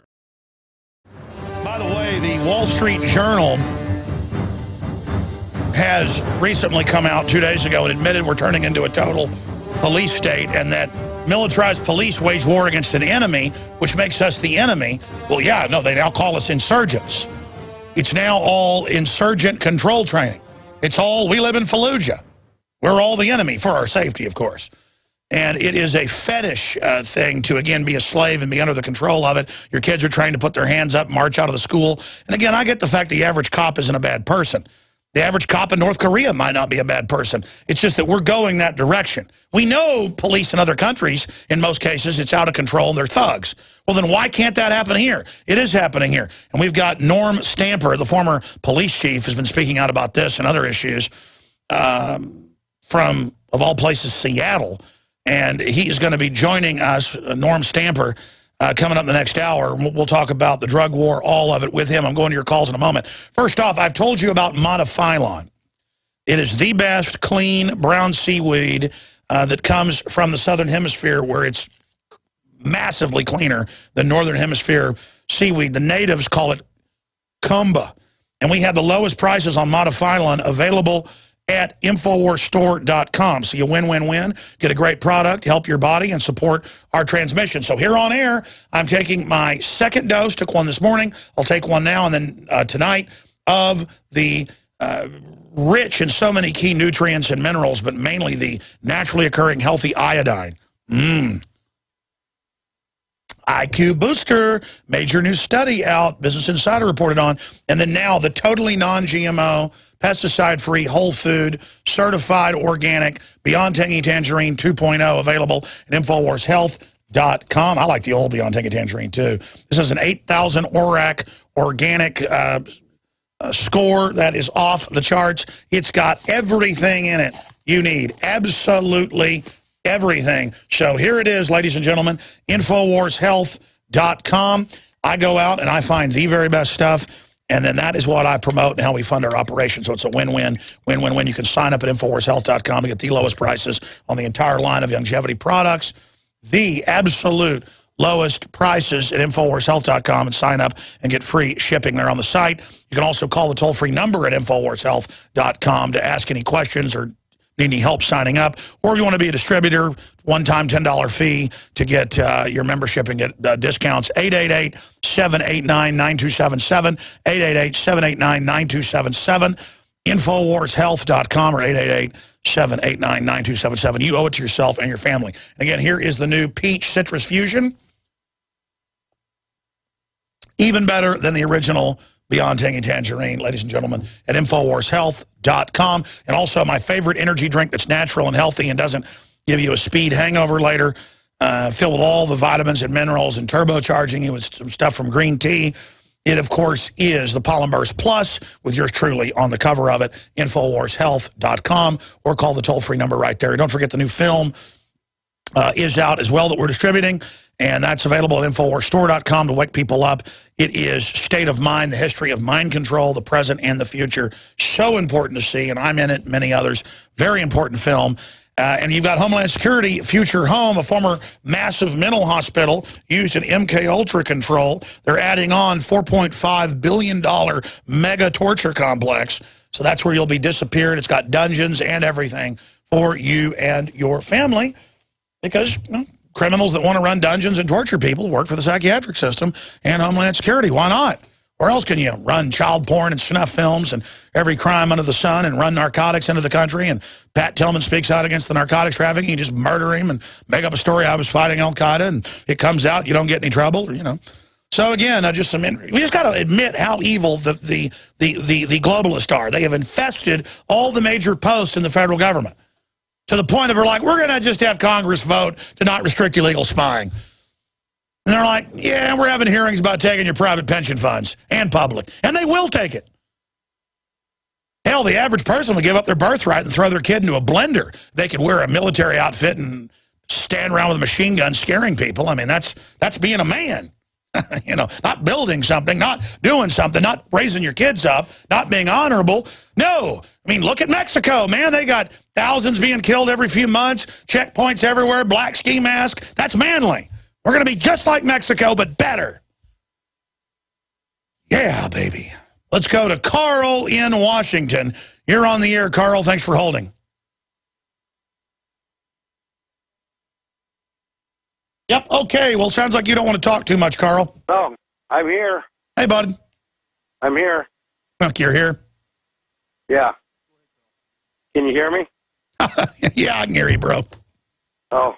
Okay, hey Alex, I wanted to make a couple comments. First of all, the Paul Revere films I haven't found a bad one yet. They're awesome. And are you still there? Yeah. All right, caller, I appreciate your call. I just couldn't understand any of that. We don't screen the calls. I might have had bad audio. But I really appreciate you calling. Dave in Colorado. Dave, you're on the air. Alex, I've got about 3-4 topics here. Freedomburg Convention. Why don't we have a Freedomburg? I like that guy's idea. Maybe we can organize enough people to where we have one subject at a time we really focus and concentrate on. Another one is, I don't know if you have a document database, so I can download some documents and get them out to people. I talk to people all the time. I mean, people are definitely waking up, ready to be awakened. I've gotten the feedback from it. Positive note on that end. Globalist amnesty program. Let's get these globalists infighting amongst each other for a piece of life. Of course, we won't let them get very far or have any power, but they can live. Another one is the Catholic Catechism. I would like your comments on that, what it has to say, because I see a lot of freedom, a lot of humanity there. And I'm not giving up, never filed taxes, never will. I'm with Kokesh on that one. Disfund this organization. Your comment. Well, I don't know what we do at this point. I mean, this has happened in history over and over again everywhere. We know where it goes. You get rid of checks and balances, rule of law. You become an immoral people. The very worst will take over because they want to exercise mass death. They want burning cities, piles of dead children, and normal people go, but I don't want that. That's not going to happen. They don't understand psychopaths, sadists, control freaks, demons, hell force. And so it gets released. And now the whole bottom's falling out. It's like, yeah, we're corrupt. Yeah, we bring the drugs in. Yeah, we're putting poison in your water. And the general public is so poisoned, they don't even know what's happening. God bless you. I appreciate your call. Yeah, I mean, you see attacks on all basic Christian religion because it talks about family and not having abortion, and because God is above the state. And the state wants to be God, so it wants to get rid of its competition. Whether you believe in God or not, the atheists are like, we don't have God-given rights. The state gives us our rights, so the state can take it away. Even if you're an atheist, you should say, I believe I don't get my rights from the state. I have an individual right. Well, they go, well, you're just an animal, actually. You don't have free will. So let us decide what you're going to do because, free will doesn't matter. We just want to make the decisions. You don't need to make decisions. You can't make decisions, but we're going to make them for you. It's all mind games. Good to hear from you. JB in Hawaii, you're on the air. Go ahead. Hey, good morning, Alex. I'm calling about something interesting with the NSA-Google connection there that you've been documenting for years. So I had signed up for the Google Voice, which they, as you know, give free phone call through integrated in their Gmail service. And for the longest time, I would get voicemail, an email sent to my account saying you've got a voicemail from a random number that you don't know. And the voicemail might be 1 minute, it might be 15 minutes of people going about their daily business. And they're being recorded and it's being transmitted by their cell phone, and then it's getting sent to me for no reason. So at first I called, hey, did you call this number? No, what are you talking about? I just pulled them up here on my account for, going back 2 years, dozens of these. Yeah, let me explain what's going on. When you build backdoors into the dishwashers, the computers, the smartphones, all of it, it puts added cost on everybody, and then it causes a lot of compatibility problems because everything is really built to spy and control you, and then it allows other third-party groups to break in and use the data. And then the government uses that as an excuse to get more power, and then they're using face scanning technology to tell if you're wealthy or not, to then charge you extra, or to tell what you'll buy even if it costs too much. If you're poor, that's what the customer loyalty cards have always been about, is to track your behavior so they can rip you off. I mean, it's all just a giant gaming system. People say, well, why should I be private? I have nothing to hide. Well, then why don't you leave your house open at night? Because there's bad people out there. Well, it's the same thing. They are using all this to have an advantage economically to dominate and control you, and to figure out how to game you. The smart meters 20 years ago when they were coming out with them said, we're going to control what's in your house, we're going to charge you at peak times, and we're going to use this to increase prices. And they're now doing it. And so we're just saying, oh, we trust you, because it's bad to not trust people you don't know. See, you're supposed to trust people you don't know. Trust the government, that's virtue, but don't trust your family. All the sitcoms, all the dramas, fight with your family, fight with your husband, fight with your wife, trust the government. It's the opposite of how things should work.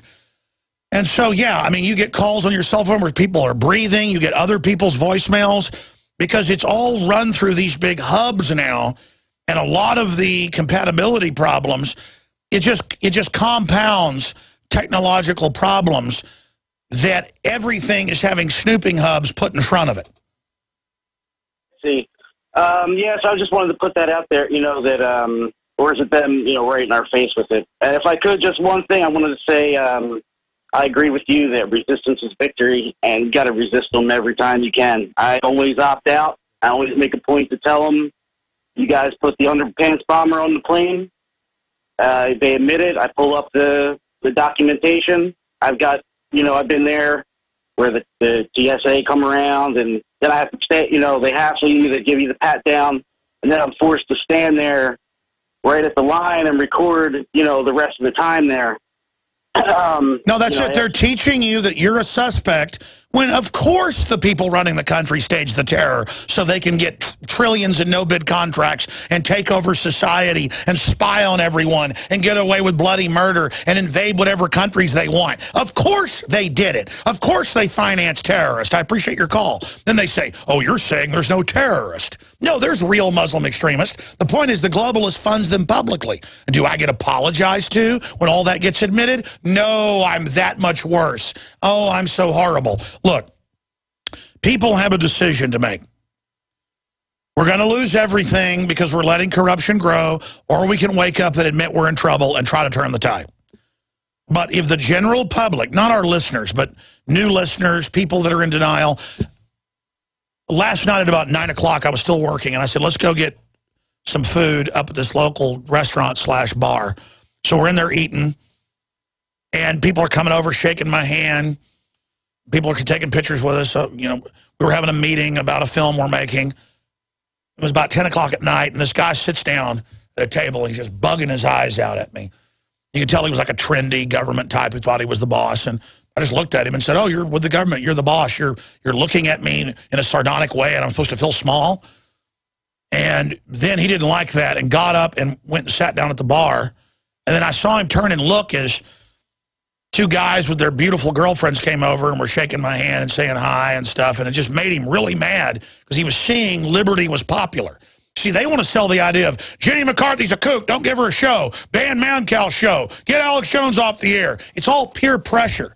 And because these are collectivists, and they want to make you feel uncomfortable. Hey, I'm not uncomfortable when some cowardly piece of crap like you, excuse my French, is sitting there trying to glower at me like that's going to shake me up. That just makes me work that much harder. And I worked till 10:30 last night and went home. I slept good. We're going to beat you. You people are going to beat yourselves. Because here's the secret. You have a hard coating inside of you. You're evil on top. But deep down, you've still got human instinct. You people will sabotage yourselves in the end. We've just got to resist so the collapse isn't too bad. So we're in place to pick up the pieces. You people are born to lose. You are a bunch of cowardly filth, and that's why you try to go get in groups to come dominate individuals. You hate winners, you hate beautiful people, you hate smart people, and you can go straight to hell, okay? I mean, you know, that's what it comes down to. You people have failed, okay? You will fail. You know you're a joke. That's why you hate everybody, because you're so ugly inside. I know who you are. I know who you are. I can assess you. Because I've got all my human instincts right there that the system works to turn off. I've got all my discernment. I've got all my intuition. I've got all my intellect. I've got all my history. I've got all my understanding. My only problem is I overheat.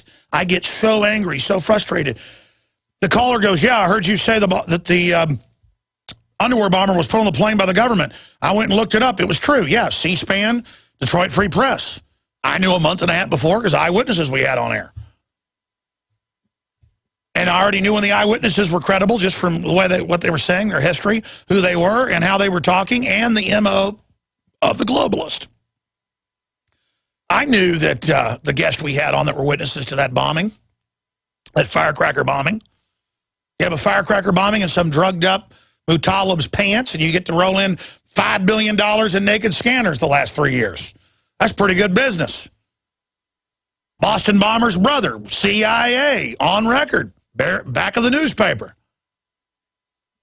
They put him on the cover of the Rolling Stone saying he's guilty.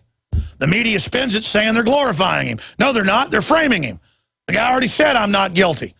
They're probably torturing him right now. He'll end up saying he's guilty later. If they have to drug him up or electroshock him till he thinks he's the Hamburglar. This is a government that tortures on record. And they've put an NDA into law so they can tell special forces, you go kill that talk show host. You go kill Michael Hastings.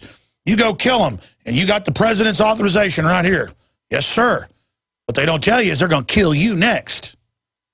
They'll kill you down the road in the big purge that's coming. And you all just think you're going to sell out to it and you're going to have some future. You're not going to have a future doing this.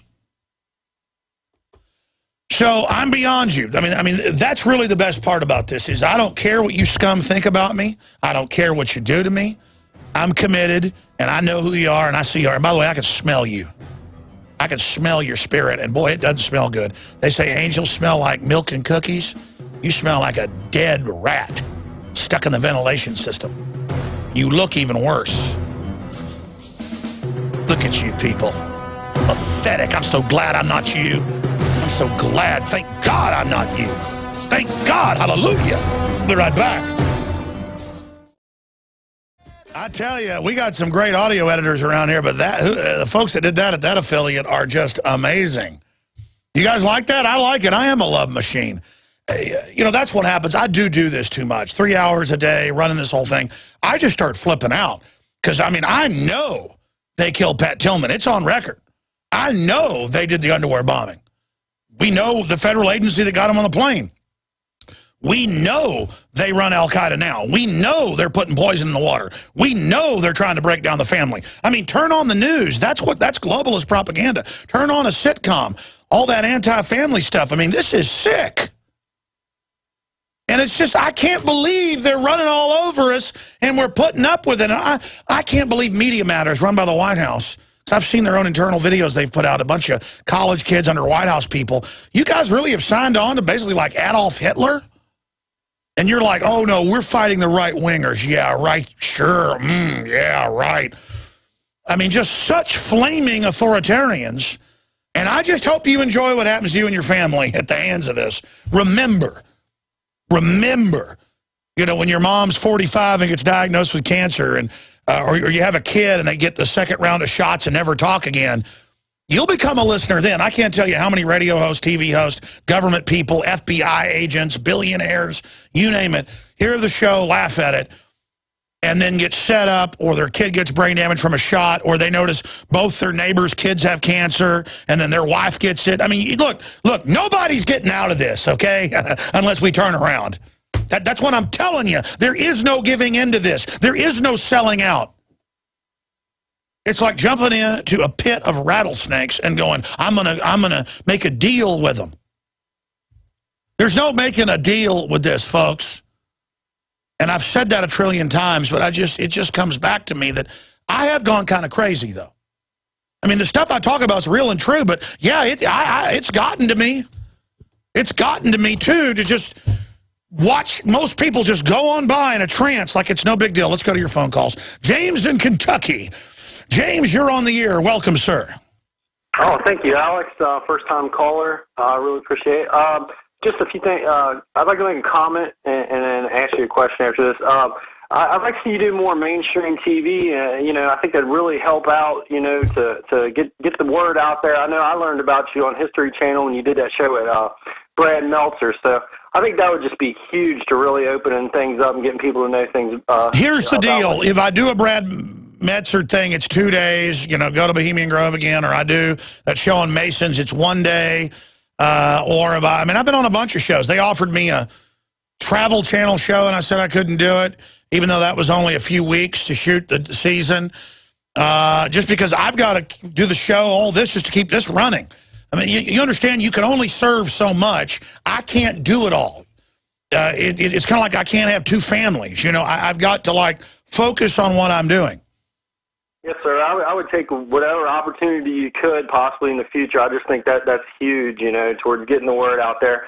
And then also, I'd like to let people know that cannabis truly does cure cancer. And if they go on YouTube to Run from the Cure with Rick Simpson, they can learn about hemp oil and how it truly does cure cancer. We need to really... Well, there's a lot of people that say they have cures to things. There are major studies showing hemp oil has amazing effects on not getting cancer as quickly and can help mitigate it. But I think saying things are cures. All right, into hour number 3. Ton of news coming up. Got the former Seattle police chief, Norm Stamper, on. We all watched during the WTO riots. How about the drug war and a lot more coming up? Let's go to your calls here. Let's talk to Kyle in South Carolina. Kyle, you're on the air. Go ahead. Thanks, Alex. 2 things. I just want to say what's up to all the Illuminatis out there on Facebook, Illuminati Network. Check us out. And I want to apologize for my home state's representative, Mr. Lindsey Graham. And there, as an independent, there's nothing to do about it because there's no Democratic Party really to speak of in the state. Yeah, but I'd rather put a communist in than Lindsey Graham. You can take one look at that guy and tell that he's a homicidal degenerate. I mean, and I don't mean physically. He just looks like a raving demon. And the stuff he does, and well, he said things about torturing people, and we will get you and we will torture you. I mean, that is a creepy guy that I imagine dresses up like a clown in basements. I mean, I'm sorry, psychically, I'm serious. And I got the sense, folks. I mean, I hate to admit this on air, but all I see is him in a clown outfit doing horrible things. I'm sorry. Guys, do you see that same thing? I mean, put that image of him back up. He screams, I dress up like a clown in basements. I mean, I'm sorry. Go ahead. Well, what is he beating the war drum again for? We ain't heard nothing from Iran, about Iran in a couple of months. Because that's demonic. Now. The demons that run his life, the clown demon, oh, Lindsay, yeah. The clown demon demands more dead children. The only way he can legally get it done is a big war. When he talks about wars, he gets all excited, starts going, I mean, have you seen it? We ought to do a video on him. I'm not joking. I mean, that's definitely a demonic piece of trash right there. Well, he'll be here 100 years like Thurman if he lives that long. Lindsey Graham, that is a disgusting person. I'm sorry, I shouldn't talk bad about people. You can do it for him. I'm telling you, I appreciate your call, sir. He is our friend. Actually, I like Lindsey Graham. He's a wonderful person. Wants our guns, wants open borders. He's about like John McCain, and just as a total war. I've seen videos where he talks about torture. He goes, we will get you and we will do whatever we want. And I'm like, I mean, there's few people that want to just run jumping, like out of my own skin away from him. Can you imagine? What's his wife think of him? Oh, he doesn't have a wife, does he? Maybe he's married to a demonic clown, actually. That's a little secret there. Let's talk to Keith. I'm sorry, former police officer. Wants to talk about gun laws, he says in the comment. Keith, you're on the air, sir. How you doing, Alex? Just want to thank you real quick. You're the one who woke me up so much so that I went ahead and on the 4th of July I opened my own website, and that's where my problem started. I start now feeling and experiencing in a small amount of what you must majorly experience. I've had the cops come to my door. I've had them take pictures of my trash cans, what's inside my trash. But the biggest slap in the face was when I had to go through D.C. recently. I can't carry my gun anymore legally in D.C. because I'm no longer a cop there. I pulled up to a intersection, stopped at the light. Then I was recognized by someone on the side of the street as a cop. His friend started running over to the car. I went through the red light, got pictures through, or got caught on camera doing it, and after an appeal process of trying to, explain why I went through the red light and everything, the DMV has decided that doesn't matter if I was trying to save my own life, I still went through the light, and I have to pay them $150. Well, let me break down what happens. They really target former military and police, as they admit. Any purge does that. Hitler, Stalin, Mao, they all do that. And, I would sue them over getting your trash. I would go follow them around. Because, you see, it's actually when you're small at first is when they try to scare you off. So you don't grow into, you fit a profile of a leader. And so that's why they do that. And the answer is intensify what you do 10 times. And, just basically seethe with resistance. And just wake people up and stand up for freedom and liberty. God bless you. More calls coming up and more news. Stay with us. Norm Stamper is known for his roles as the chief of police, the department responsible for Seattle's response to the protests at WTO Conference of '99. And, of course, he's also written the best-selling book, Breaking Rank, that I've read great reviews of. In fact, I meant to get him on years ago, but was unable to, so I'm glad he's here with us. He's a top cops expose of the dark side of American policing and has starred in the marijuana documentary, The Union, the business behind getting high. Cops say legalizedrugs.com. And my whole issue is lots of areas of Europe have decriminalized, and crime rates of some areas 50%, but they drop everywhere. You takes the money out of it. And he joins us now to talk about that. But I got to tell you, before we go there, just looking at the whole landscape of policing, I know you've spoken out since you resigned, and I appreciate that fact. I've agreed with a lot of what I've seen you say on the news, sir. Did you see the Wall Street Journal 2 days ago, the rise of the warrior cop? It's time to reconsider the militarization of American policing. I mean, military kills people and breaks things and occupies. And more, if I go to the Kite Festival, they have the National Guard out with police searching everyone. When if I was a bomber, I'd just bomb the checkpoint. I mean, it does nothing but, I guess, set the precedent that we're all prisoners. And Defense contractors are selling, $2 million robots to every city, and we've got surveillance drones and blimps. I mean, this is like something out of a Kurt Vonnegut novel. So, Chief, it's good to have you on with us via video Skype. Thank you. Very good to be with you. Well, I tell you, I mean, you heard me kind of throw all that out there. What do you think about what's going on? Well, I need to tell you,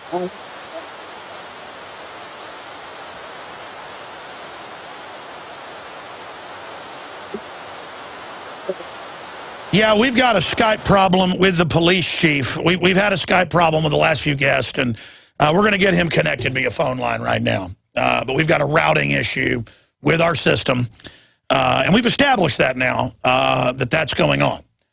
So we are going to connect with him via telephone and do that. Or he'll be the last Skype guest we ever have again with this new precedent-setting system we have. The reason I'm a little frustrated on air is I know it's our system. It does that with every guest now, and I just was waiting for that to prove I was right to happen on air with a giant galactic-sized train wreck. Let's go directly to telephone, guys. This is going to now be the thing of trying to get it to work, and then we won't have the police chief on. But another day, we will have him on. Let's go to Ryan in Michigan. Ryan, you're on the air. Thank you for holding today to be on the broadcast with us, Ryan. No problem, sir. I just want to warn everybody out there about that Gardasil vaccine. I had got it before I went to college, and then once I got to college, I started getting real sick a lot, like probably 2 or 3 times a month, just like stomach bugs and everything. Then I find out I have cardiomyopathy, and now it's going to be, it's just crazy. So I'm in the process of seeing doctors and right now. So I just wanted to warn everybody out there about that. Just don't put things in your body that you don't know what it is or what the hell they put in there. So it's caused me a lot of heartache, a lot of money, a lot of time. So. Yeah, they come out with guilt. They say, turn your guns in or you cause Sandy Hook. They come out and they say, support government-run health care, you're a racist. And people go, okay, I support it. And they've come out in the last 2 years and said, men need to take this. You're giving women this virus. And then the vaccine says it doesn't even protect you from the virus on the insert. And it killed people in the trial. And it's been banned all over the world. But it's still here because we believe. I mean, why did you get the Gardasil shot? Because the doctor told me that it would protect me against STDs, and I never got all 3 of the shots. I only got 2 of them, and then I left for college. So, and then it's like my mom works for GE Capital. My brother was a veteran. I'm a typical American, middle class. Yeah, well, you need to sue Gardasil. Thousands of others are. And, I mean, they knew full well what they were doing. They knew they couldn't put it on the market because all the deaths. So they just had the government mandate it. And it's just terrible. God bless you, sir. And I'm sorry to hear that happen to you. Please warn everybody you can. Wow. Okay. I really wanted to get him on for a long time because he knows so much about what's going on. And he is the best-selling author of Breaking Rank, a top cop's expose of the dark side of American policing, and he was the police chief during the WTO conference and all of that happened. He's with Cops Say, LegalizeDrugs.com, and also Normal. And again, Norm Stamper, Chief, good to have you on with us. What do you think of the way policing's changed overall in this country? I'm troubled by it, deeply troubled by it, as a matter of fact. I think in the wake of 9/11 and also because of the impetus or the thrust of the drug war, we have police officers becoming less and less attuned to their own neighborhoods and communities. And quite frankly, I think what we've seen is vastly increased militarization of American police forces, which puts civil liberties at risk, which puts community health and safety at risk as well. Is there any way to reverse this? It seems like even establishment folks are starting to get concerned, or will we just be like a third world country now? I hope there's a way to reverse it. I always believe that there's a way to reverse it. This is a function, I think, of the people deciding what kind of policing they want, because that's pretty much the kind of policing they're going to get. And I really do believe that with the aftermath of 9/11, the Department of Defense, Homeland Security, DEA, throwing money and equipment at local law enforcement, we find even tiny rural police departments with large SWAT contingencies or contingents, I should say, and we're finding no reluctance on the part of Homeland Security to provide military-grade equipment to the tiniest of departments. An AP reporter called me a couple of weeks ago, one of my reactions to a couple of examples, one in Georgia, the other in Texas. And one was a 3-person police department, the other was a 1-person police department, meaning that one person was supposed to the beat cop, the detective, and the police chief. And in the former case, $4 million in recent years granted to that Georgia department, $3 million to the tiny Texas department. There's something wrong with that picture. Well, there certainly is. I want to get into the whole situation with decriminalization and why you support that, Chief. Sure. But first off, obviously, I've got to bring this up. What happened at the WTO? Was that taken away from you by the Delta Force? And obviously there were provocateurs in the crowd. A lot of police complained that they weren't allowed to go after them. Some of them got housed at that building after, but then the peaceful protesters got attacked. What happened there? What was going on now in hindsight with that, sir? Well, the long and the short of it is that we thought we were prepared, and we weren't. We thought we were ready. We thought we were smarter than the anarchists, and it turns out, at least in terms of the tactics employed, we simply were not up to it. It's a small city, comparatively speaking, about 530,000 at that time, with a small police force in a small state, a small county for that matter. And the mayor disagreed with me, but I don't think that that conference, the World Trade Organization, should have been held in Seattle at all. But that's another issue. That's a much larger political issue. But I will tell you that looking back on it, I made the biggest mistake of my career during that week, and it now constitutes my legacy in the minds of many people. We were accused on day one of underreacting, on day two of overreacting, and I think the point is that if you've got a very small police force, you've got to make sure that these kinds of events, anything that's got world, international, trade, finance, monetary in its title, should be held in much larger areas with much larger police forces. Sure. Let me tell you a brief story, and then I can play a clip and then move on to why you're really here today. Sure. My reporter, Rob Dew, won a lawsuit. We can't get into details about it, with Pittsburgh. He wasn't part of the protest. I sent a 3-man team. He's on a hill. The conference is over. There's college kids out of the park. The police come, multi-jurisdictions all over the country, attack everybody, under command of the security of the WTO or the G20 in that case. Right. They were running it. He's up on a hill with mainstream media filming it. They come, they check mainstream media, they go, you're free to go. They arrest him and then brutalize him and don't even care it's on tape. And then he wins a lawsuit.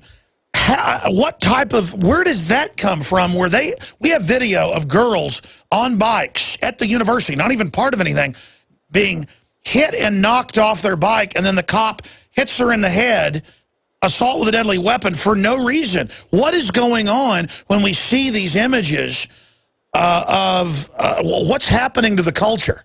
I think what's happening is that the police, in becoming increasingly militarized over the years, have seen the people as their enemy, have, in fact, in the name of public safety, violated civil liberties and constitutional rights of their fellow Americans. In short, they have abused the people they've been hired to protect and serve. This is certainly not all cops. It's not all police departments at all times. But it's been a very disturbing trend, and it needs to get reversed. I want to play you a clip from Seattle and then get your final points on that and then shift gears in the drug war, which obviously this all, in my view, the militarization began with. We'll see if you agree with that in a moment. But here is a clip from my film, Police State 2, The Takeover from Seattle, just to remind people of what happened. Here it is. Your conduct is in violation of state and city law, and your failure to leave the area now will subject you to arrest for failure to disperse. Are you part of an organized protest today? I'm not going to tell you again. You either leave or go to jail. Not only could you not say what's on your mind, you couldn't wear it. Give me that. Yeah, sir, let's not get into a big scuffle over it. This man had an anti-WTO sticker on his backpack. He took it off my... Right. There's no protest down here. You saw what happened yesterday to your city. We're not going to let it happen again, okay? Not allowed to have a sticker. Not here. It's a no protest zone, sir. Became moot. You just took his button, am I right? He did. He reached onto his body and pulled it right off. I asked if I could go through. He said I couldn't if I had a button, and I wasn't going through the line, and then he ripped it off my jacket. Now, if I say I'm protesting WTO, I can't go in. If my T-shirt said I supported the WTO, could I go in? That's not a protest. It's a no protest zone, hence no protest. Backpacks and bags were also searched for banners or gas masks. The gas masks are illegal to possess today in the city of Seattle. How can you guys mandate something like that? What's that? Just curious, how can you mandate something like that? Because they declared the city a state of emergency. But you don't know what thoughts are in my head, right? I have no idea. Are you protesting? Are you protesting? There's no protest zone down there. If you go down there and protest, you risk arrest. Okay? I'm just telling you that. You understand that? Understood. Okay. What country is this? It's a situation that is clearly uncomfortable for those who want to get through to protest and those who block their way. What we're trying to do is keep protesters out and the business people and citizens go in, okay? City leaders believe the free speech of yesterday came at too high a cost. That's why, at least for today, the First Amendment ended. And now with Facebook, they can look and see, oh, you believe this or that. You can't go into the city center or all this giant area. It's thought crime. That's where this is all going. Norm, I want to ask you, was that the federal people that told you to do that? And what was your liaisoning with Delta Force?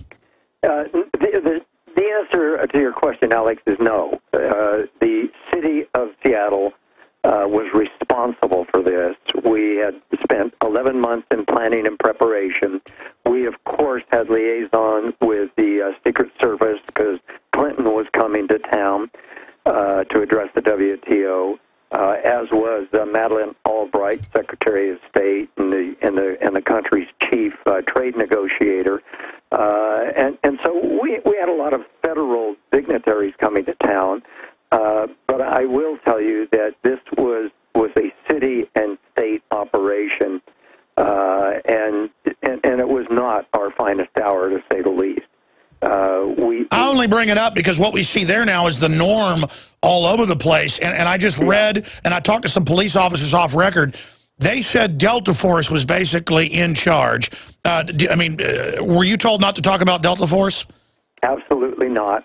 I can appreciate people speculating about what went wrong, how it went wrong, who was responsible for it, but you are talking to the guy who is responsible for it. Sure, but so what was Delta Force doing? And I have not until this moment heard about Delta Force in conjunction with the WTO.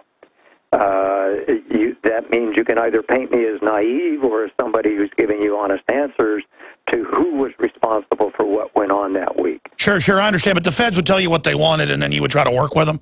Well, the feds basically said, we want to make sure that from the moment wheels are down at SeaTac, the president is safe. And so we obviously did everything in our power to make sure that we didn't have any kind of compromise of the president. Sure. Well, listen, I really got you on about the drug decriminalization. I just had to ask those questions. We really appreciate you, sir. Good question. Excellent questions, and it's very painful to listen to what you just played for me. It just it brings it all back. I'm sorry to do that. I just want. It's good. It's good that you did. It's good that you did it. It's good that we all really talk about what's happening in this country, and it is to me very disturbing. So, if you had it all over to do again, you don't think we should ban people for having buttons inside their bags?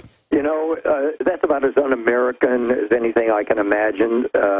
We created what the protesters and everyone else under the sun called a no-protest zone.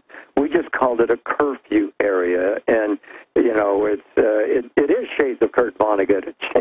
It's shades of George Orwell. I mean, the language that we were using, we embraced. We thought, well, we need a curfew.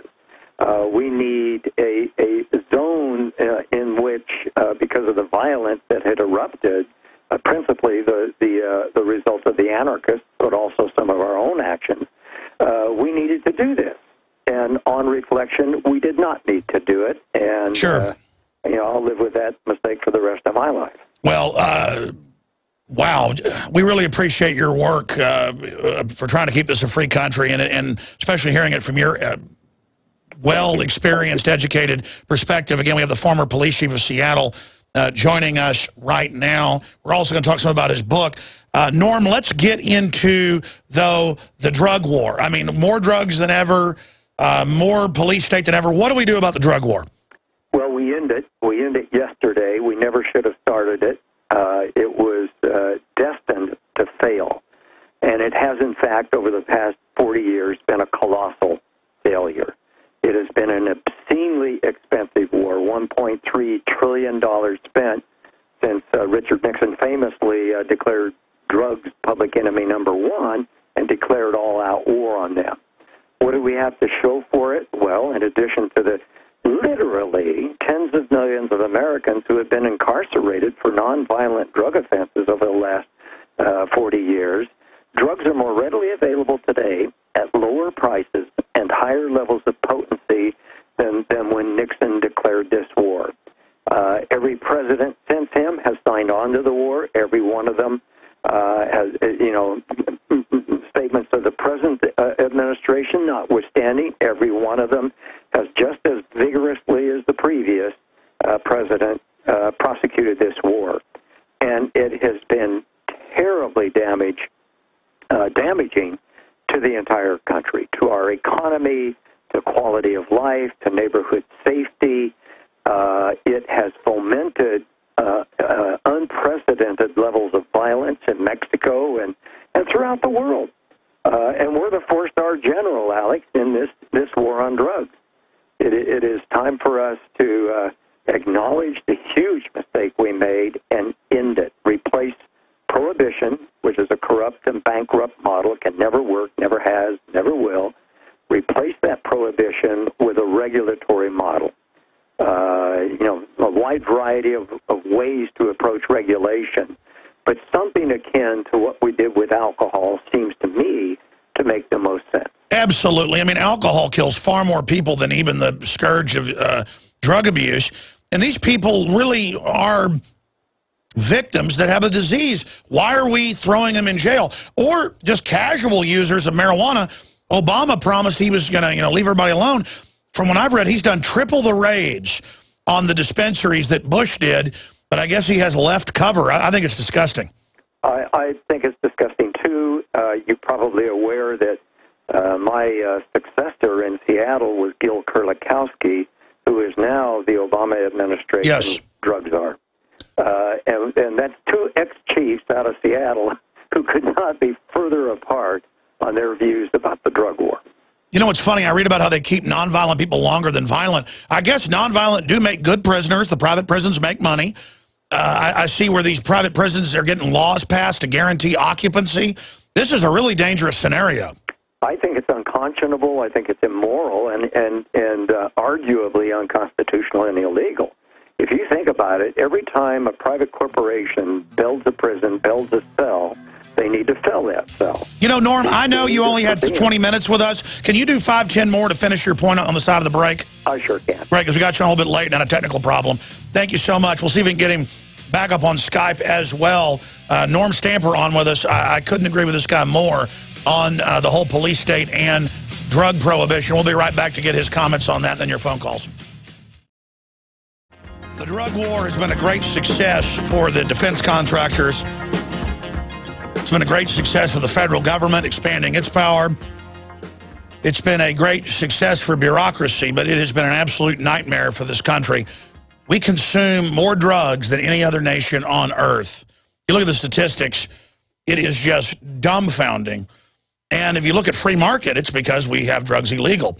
And I'm going to go back to the former police chief of Seattle, Norm Stamper. But if you study, and I want to get his take on this and finish his points he was trying to get to about the prisons. If you look at how the British took over and then colonized China, took them about 100 years. But China made opium illegal. And so then that created a huge black market. And the British, first few decades, took over the port towns, bought off the police because there's incredible money, bought off the local constabularies. Within less than 100 years, they had the whole country, broke it in 10 and then 12 parts, and the different Western powers ran China for hundreds of years and ran it into the ground, and is the big reason it's the mess it is today in many respects. I've studied the history. Fascinating history. And Nixon and the rest of the black ops commanders knew full well what the drug war was going to do. That's my piece. In the 7-8 minutes we've got left with Norm Stamper. Norm, you've got the floor. I'm going to try to shut up here and let you get into why you, as a former police chief that has witnessed this, and the statistics, the numbers, the prisons, what's really behind this drug war? What do we do about it? Finish your point about the prisons. Well, you know, in a word, fear is behind the drug war. And I speak specifically of the fear of elected officials, of our politicians, to really confront this issue the way it deserves to be confronted. Politicians don't want to be seen as weak on crime. They don't want to be seen as weak on drugs. They certainly don't want to be seen as condoning drug use. None of us in law enforcement against prohibition, I want to get that plug in, is of the opinion that anyone should be taking any particular kinds of drugs, including alcohol and tobacco and the like. But we all know that people are, in fact, going to use drugs of a wide variety of forms. So the question that we face, I think, as a society is, do we want these private prisons, for example, just to cite one segment of the population invested in continuing the drug war? To build these prisons, to fill these cells, and to, in the process, make enormous profits housing nonviolent offenders who are far better off treated in those instances where they've got an addiction problem for that addiction and allowed to stay in their homes, in their neighborhoods, in their communities. We talk about the breakup of the nuclear family. We've done this for decades in the African-American community. Well, for God's sakes, it's the drug war that has produced the lion's share of that particular problem. So we have a public policy that doesn't work, and we have people who have a responsibility for dealing with that who are just altogether too timid to do the right thing. Getting back to Obama's role, I mean, he didn't keep any of his promises, but that was one thing 5-6 years ago. I thought, well, at least there's no way he's going to lie about decriminalizing marijuana. He must be telling the truth. That's a good thing. And he's been, as the New York Times reported, tripled the drug raids in the 15 states that have decriminalized. And more raids. I mean, here's articles right here. DEA raids multiple marijuana dispensaries in Washington State, where you're from, where you were police chief. I mean, is there any end to this? And how does Obama get away with this? Well, I come back to this notion that politicians can tie themselves up and can become paralyzed by unfounded fears. Their constituents are way out ahead of them. The polling shows that the vast majority of the American people have concluded that the drug war has been a failure. The majority of the American people believe that marijuana should be legalized today. 2 states, Washington and Colorado, have in fact legalized adult use of small quantities of marijuana. So here come the feds. It to a kid, you can't drive under its influence, can't rob a bank and try to excuse yourself because you're under its influence. You still got to behave responsibly, but making a choice about what you elect to put into your own body that harms no one else really should be reserved for the individual and not the government. What about the states' rights issue with Washington and Colorado being raided by the feds on a weekly basis when the states have decriminalized the marijuana? You know, we've gone beyond decriminalization. We have legalized Colorado and Washington. That's right, yeah. We have legalized, but the federal government trumps state law on marijuana. Years ago, Congress classified it as a Schedule I drug, which is an absurdity. But in so doing, they basically gave the federal government jurisdiction over marijuana enforcement. Now, so far, we have not seen the federal government move into either of these states to do what they theoretically, legally could do, and that is upend our laws altogether. I think if they did that, they'd be making a huge political and strategic mistake. But in the end, I think we need to send a message to Congress that marijuana needs to be rescheduled, and the states, apropos of your comments, the states need to be given the freedom to make their own laws along these lines. Sure. Why do we even have states if they can't do things like decriminalize or legalize marijuana? And I understand they call it legalization, but there's still regulations, there's still laws, there's taxes, there's control. I just call that decriminalization. You can call it legalization, but... Well, and in fact, Alex, the distinction is important because, you see, if you don't legalize it, if you merely decriminalize it, it makes it an infraction. You're not going to go to jail behind a marijuana charge, a simple possession charge, but you are still considered a violator. So the product itself continues to be illicit. And as long as it's illicit, obscene profits will be made as a result of that classification. Exactly. I mean, look at what the drug war's done to Mexico. It's a completely failed state. Can you give us your expert opinion on that? I certainly can. I grew up in San Diego, a border town. I spent a lot of my earlier years in Mexico, and it's just heartbreaking what has happened in that country. The levels of violence, upwards of 70,000 homicides since 2006. Wow. All attributable to U.S. demand. A big portion of that, of those deaths and of the profits of the cartels is traceable to marijuana trafficking. Yeah, when I was a child, we went to Mexico like 3 times a year, and just a jewel. And we'd go into the mountains in the north. We'd go down to Chichen Itza in the south, Yucatan, all over. We didn't go to Mexico City. It was bad then. But now, you can't go anywhere in Mexico now, even the controlled areas where it hasn't collapsed to a certain extent. Very sad. It's tragic, and we are the proximate cause. I want to get a little bit into your book and any other points you think are important to make, and I hope we can have you back again because I think this is just an amazing interview. I hope that everybody will get involved and go to copssaylegalizedrugs.com, but I wanted to raise this point to you. I'm seeing the sanity movement really gain ground with libertarians, conservatives, of course, liberals, but really grow. Where even 10 years ago, most of the police I talked to in Texas were like, you can't legalize that. Now all the cops I talk to know that this is a total failure. No, it's destroying the society. No, it's been an excuse to militarize police. And, I mean, I know very few police that aren't corrupt and aren't making money off of it, who aren't part of the narcotics teams, who aren't for decriminalization or legalization. And as you said, the polls show that. So here's my question. What's going to happen if they keep fighting this for another decade, where every cop on the force at one time or another has smoked marijuana, or everybody knows it's nothing compared to alcohol? And I'm not a pot guy. I mean, I like alcohol more, and I think it's actually pretty destructive. I mean, what's going to happen in this hypocrisy where we all know that it's just a way to have the government run our lives and for corrupt drug dealers to make money? I mean, how long can this fraud go on, Police Chief? Well, we could, I guess getting into another vice, we could take bets on how long it's going to go on. Yeah. My theory is hypocrisy crashes of its own weight eventually. The way to speed up that eventuality is for people to become organized, mobilized, agitated, educated, and to make their views known. One of the most encouraging trends that it's wishful thinking, but I am detecting is liberals, conservatives, libertarians coming together to appreciate that there is nothing socially worthy of a continuation of our drug war, that it's done altogether too much damage, and it's time for us to unite to end that war.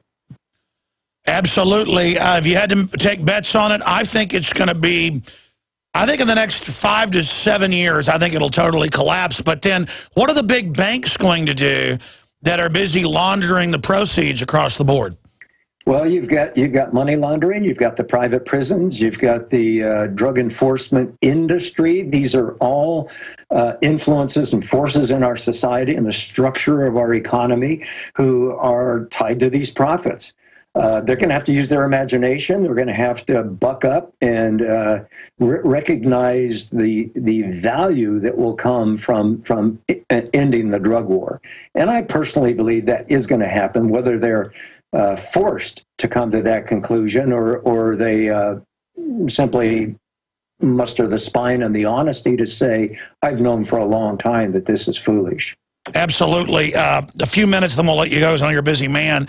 Former Seattle Police Chief Norm Stamper, one of the most famous police chief really in America. You don't really know the names of any of the others. You know Daryl Gates, you know Norm Stamper. You don't know really many others. And we have the Austin Police Chief on routinely, Arte Saveda.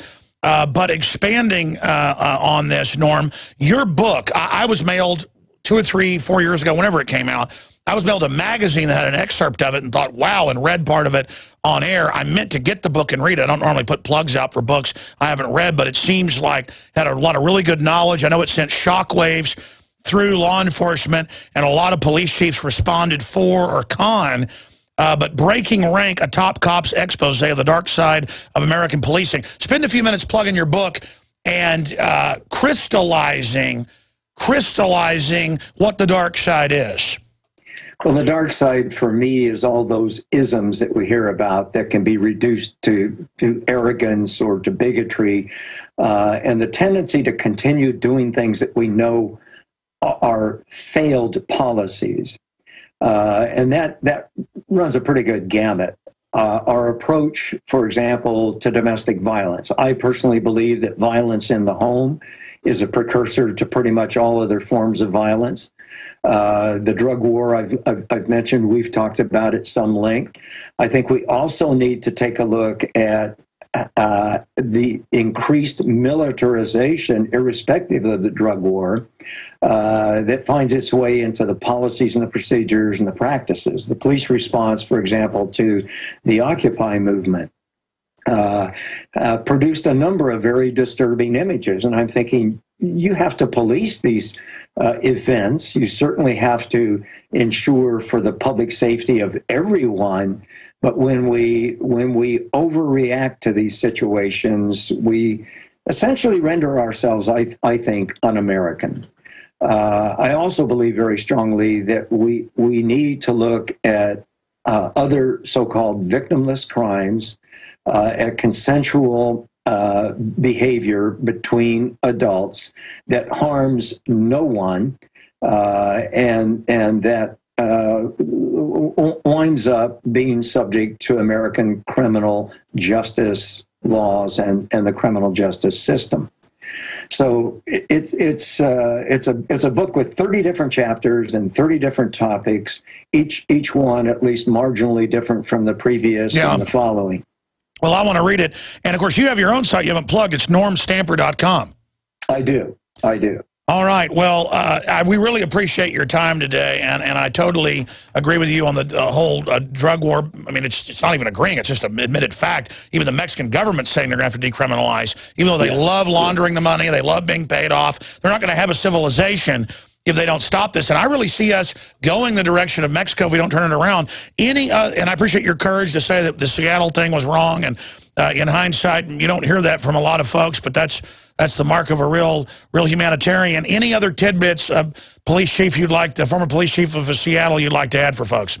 Yeah, community policing. I think there was a chance back in the 90s that we would actually see some small number of police departments embrace what I consider to be authentic community policing, and that is the community policing itself with help.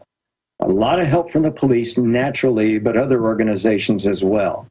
We used to say popularly, you, the community, you need to be our eyes and ears. Well, I think it's time for us to turn that on its head and say, with one voice, or as many voices as we can pool together, to our local law enforcement, you are our eyes and ears. I was on another program yesterday with a woman who had a man who was stalking her, and perhaps even some of her neighbors. She went around to every single one of the neighbors and with a photograph of this guy and said, "Do you know him? Does he cause you discomfort?" So on and so forth. And they did talk to their police, their local police. This happened to be in L.A. And they got advice. They got counsel from the police about what to do and what not to do. You know, ways to avoid a George Zimmerman, Trayvon Martin incident.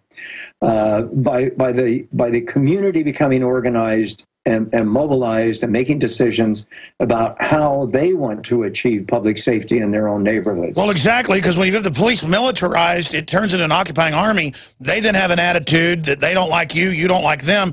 That creates the division that authoritarian forces want in this country.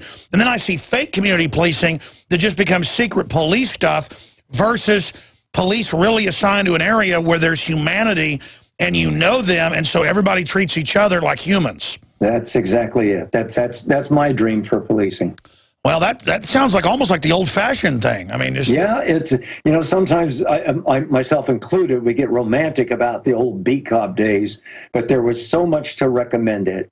You knew the beat cop knew you, would know if there was anything suspicious in the neighborhood. You know, I think the community needs to take a much more active role in its own health and safety and well-being. Wow. But the police are a part of that partnership. And, you know, an authentic partnership is 50-50, right? Absolutely. So Norm Stamper. As a senior partner, it's the community. NormStamper.com. Norm, hope you'll come back. Thank you so much. I would love to. Thank you, Alex. All right, there he goes. All right, folks, final segment coming up. I'll jam some calls in. And that was a really good interview. Glad that happened here today. Great job with the crew as well. Stay with us. You know why I like getting guests on? They bring different perspectives. And for me, it's important to settle down because I don't get into maniac mode when I got a former police chief on. I mean, I do sometimes just rant for hours on air, and I've got so much news I wanted to get to. I covered a lot of it. I may just go to a segment on the nightly news tonight to get to the rest of this. I just can't believe the House rejected a bid. And even the bill they had was just a whitewash of illegal spying. They won't even do that. And it's just going to get worse, folks. It's like if you drink lard every day by the gallon, you're going to have a heart attack. You know, it may take a while, but it's going to happen. I mean, we know where this goes. No checks and balances, criminals will take over. And it's just getting worse and worse. And I just want to have a future for my children. And I tell you, you know, I don't use illegal drugs, ladies and gentlemen. I don't even use prescription drugs. And I know we've got to decriminalize. And it just creates this big excuse to get in our lives. And the government and criminal interests bring the drugs in. I mean, that's on record, too. I mean, it's just all a big joke being gamed. Let's go to Eric in Canada. Thanks for holding her on the air. Hey, I heard today that Adam Kokesh's bail is paid, so he should be out soon, and hopefully you can talk to him. Yeah, no, I've talked to Adam a bunch of times out of jail, but they're hanging up on him. He calls me, and then it hangs up. Then his people call and go, well, are you hanging up? And then I talk to them. They three-way, then it hangs up on them. They're definitely hanging up on his phone calls. And I've had them for hours trying to interview him and do it all. But, yes, we'll get him on.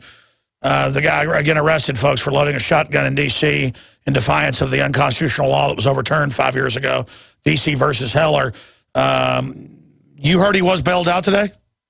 Yeah, that Daryl paid his bail, and he's out today. Also, let me stop you then. Guys, they've been calling us. We've tried to get him on, do his recording. He said he'd give us the first interview. Let's get him on the nightly news tonight. If they want, I'll do the interview. Let's call all their people. Good job. Sorry, sir. Go ahead. Also, I hope you get on the JRE soon. I also want to know, do you think Joe Rogan is not letting everyone know that he knows more than he knows? Because I think he holds back. I think he knows a lot more, and he's just playing it right so he can get on TV and get paid well. Are you talking about the Joe Rogan podcast? Yeah. Joe has, like, given up. Because every time I'm in L.A., I'm there for like a day and a half, and I've got something else I've got to do, and his podcast is huge. And he kind of gets irritated when I ask him to come on, and he goes, why haven't you been on my podcast? And I go, why don't you do Skype? And I think he's starting to do that. But I want to go out and see Joe. I mean, I want to go out and be on his show. And I don't think Joe is holding back on anything. Joe used to be a lot more high-strung. He's a lot more laid back now. And he tries to see all sides of things. He's more like a Zen master now. I've known him since like 1998. And, I mean, he does know a lot. The guy's super smart, obviously. I mean, I don't know what else you can say about him. He's a good friend of mine. What can I say? Do you have any comments on that? I mean, I don't think Joe's holding back. I don't think he would be penalized. I mean, Dana White lets him say and do whatever he wants. I don't know. I just think Joe's laid back. He's he takes that view that what's going to happen to humanity is going to happen. What else can I say? What do you have to say to that? Well, he also has a new show coming on called Joe Rogan Questions Everything, I think. It's on the Sci-Fi Network. He just went to that big conference with Ray Kurzweil. He likes Ray Kurzweil. Well, yeah, he's into life extension technology and all that stuff. And, I mean, if Ray Kurzweil invites me to something, I'll go to it, and I'll tell him I disagree with him. But, yeah, no, I know. I was offered a show on Sci-Fi Network where they wanted to look at doing it here every day and all this stuff. I just have time to mess with it. So I'm glad Joe's doing that as well. Joe's a very talented, funny guy. We'll do a little bit of overdrive, take a few of your calls. Stay with us, Infowars.com/show for the free video feed. Don't forget, we are the distributor of the new film exposing the history of CIA mind control, the present and the future. Very important film, State of Mind, on DVD and Blu-ray at InfoWarsStore.com. And it's your purchases that make all this possible. God bless you, the sponsors, the crew, everybody, and the good Lord above, my grandma praying for me every day. We also have Monophyllon, the best from the Southern Hemisphere brown seaweed called by the natives kombu. And the Monophyllon is the best brand out there at the lowest price at InfoWarsStore.com. Don't forget about that. And we have the Beyond Tangy Tangerine 2.0, Pollen Burst Plus, everything available discounted at InfoWarsHealth.com. So please continue to support us, and we just find the very best products at the best prices to bring you. All right, it's a win-win-win. Let's go back to your calls. Let's talk to Jared in Alabama. Jared, you're on the air. Welcome. All right. Thank you, Alex. Good to talk to you. Hey, bro. Real quick, I just wanted to, well, I know you hate to hear it, but thank you for what you do, first off. And second off, I just want to get the word out. I'm a first-time caller. I've listened to you about 3 years. Everybody that's listening right now can make a difference. I mean, you got to take advantage of what's out there. Step up and do it. Small groups can make a difference. You can, it's like the old environmentalists used to say, think globally, act locally, and that applies in all aspects. That's right. Exactly. Resist globally and resist locally, because resisting locally is defeating the globalists globally. And we've done a good job of it in Alabama. You may have heard that, we've strengthened gun laws. That's right. We've expanded gun laws. And you've passed laws against carbon taxes. You've passed laws against Agenda 21. And it's absolutely freaking the kleptocrats out. And you got to take advantage of it now. You can start. I've started a Facebook a page. I know I said it was Second Amendment, and I don't care to plug it because I'm doing fine. But my message is everybody can do it. There's power in numbers, and that's the key of what I wanted to say today. That's pretty much it for me. God bless you, sir. Keep it up. Yeah. Hollywood imprints this image from birth that one strong man defeats the entire enemy. There's targets of opportunity to wake people up everywhere. Defeating the globalists isn't just about fighting them, it's about empowering good people. And most people that are fighting for the New World Order don't even know it. Let's go ahead and talk to Corey in Mass. Thanks for holding. You're on the air. How you doing, Alex? Good, brother. Thanks for holding. Hey, well, I'm a local truck driver based out of Pennsylvania. I'm actually up here in Massachusetts today. But the reason I call up is I have a local customer that I deliver to in Long Island outside of the U.S. National Cemetery. On the northwest side of the cemetery, there are a bunch of those plastic coffins you did a story about a couple years ago. You're familiar with what I'm talking about? Yes. They had caught my attention. I've never seen them in person, and I would be what you used to, or what you would consider a skeptic of things, which is good. By nature, we want to investigate things and believe things with our own eyes. Well, after I saw that, I put two and two together, and now I'm starting to really see the big picture. What is the name of the cemetery? We'll go to Google Earth. It's Long Island National Cemetery. It is off Pine Lawn Road in Long Island there. Good landmark to use is the 495, the Long Island Expressway. Well, some of those are real coffin liners, but they admit they can also be used during emergencies. But there are real mass casualty plans with the different state cemetery boards all over the country for millions of dead. We've confirmed that with the documents. And those coffins are part of that, but they're also dual use for just regular burial liners. So then they can straw man and say we're making it up. But did you get any did you get any photos of that? Yeah, actually I did take a picture. Can you send it to showtips@infowars.com? Showtips@infowars.com. Yeah, I'll do that right now. Anything else, sir? No, that was it.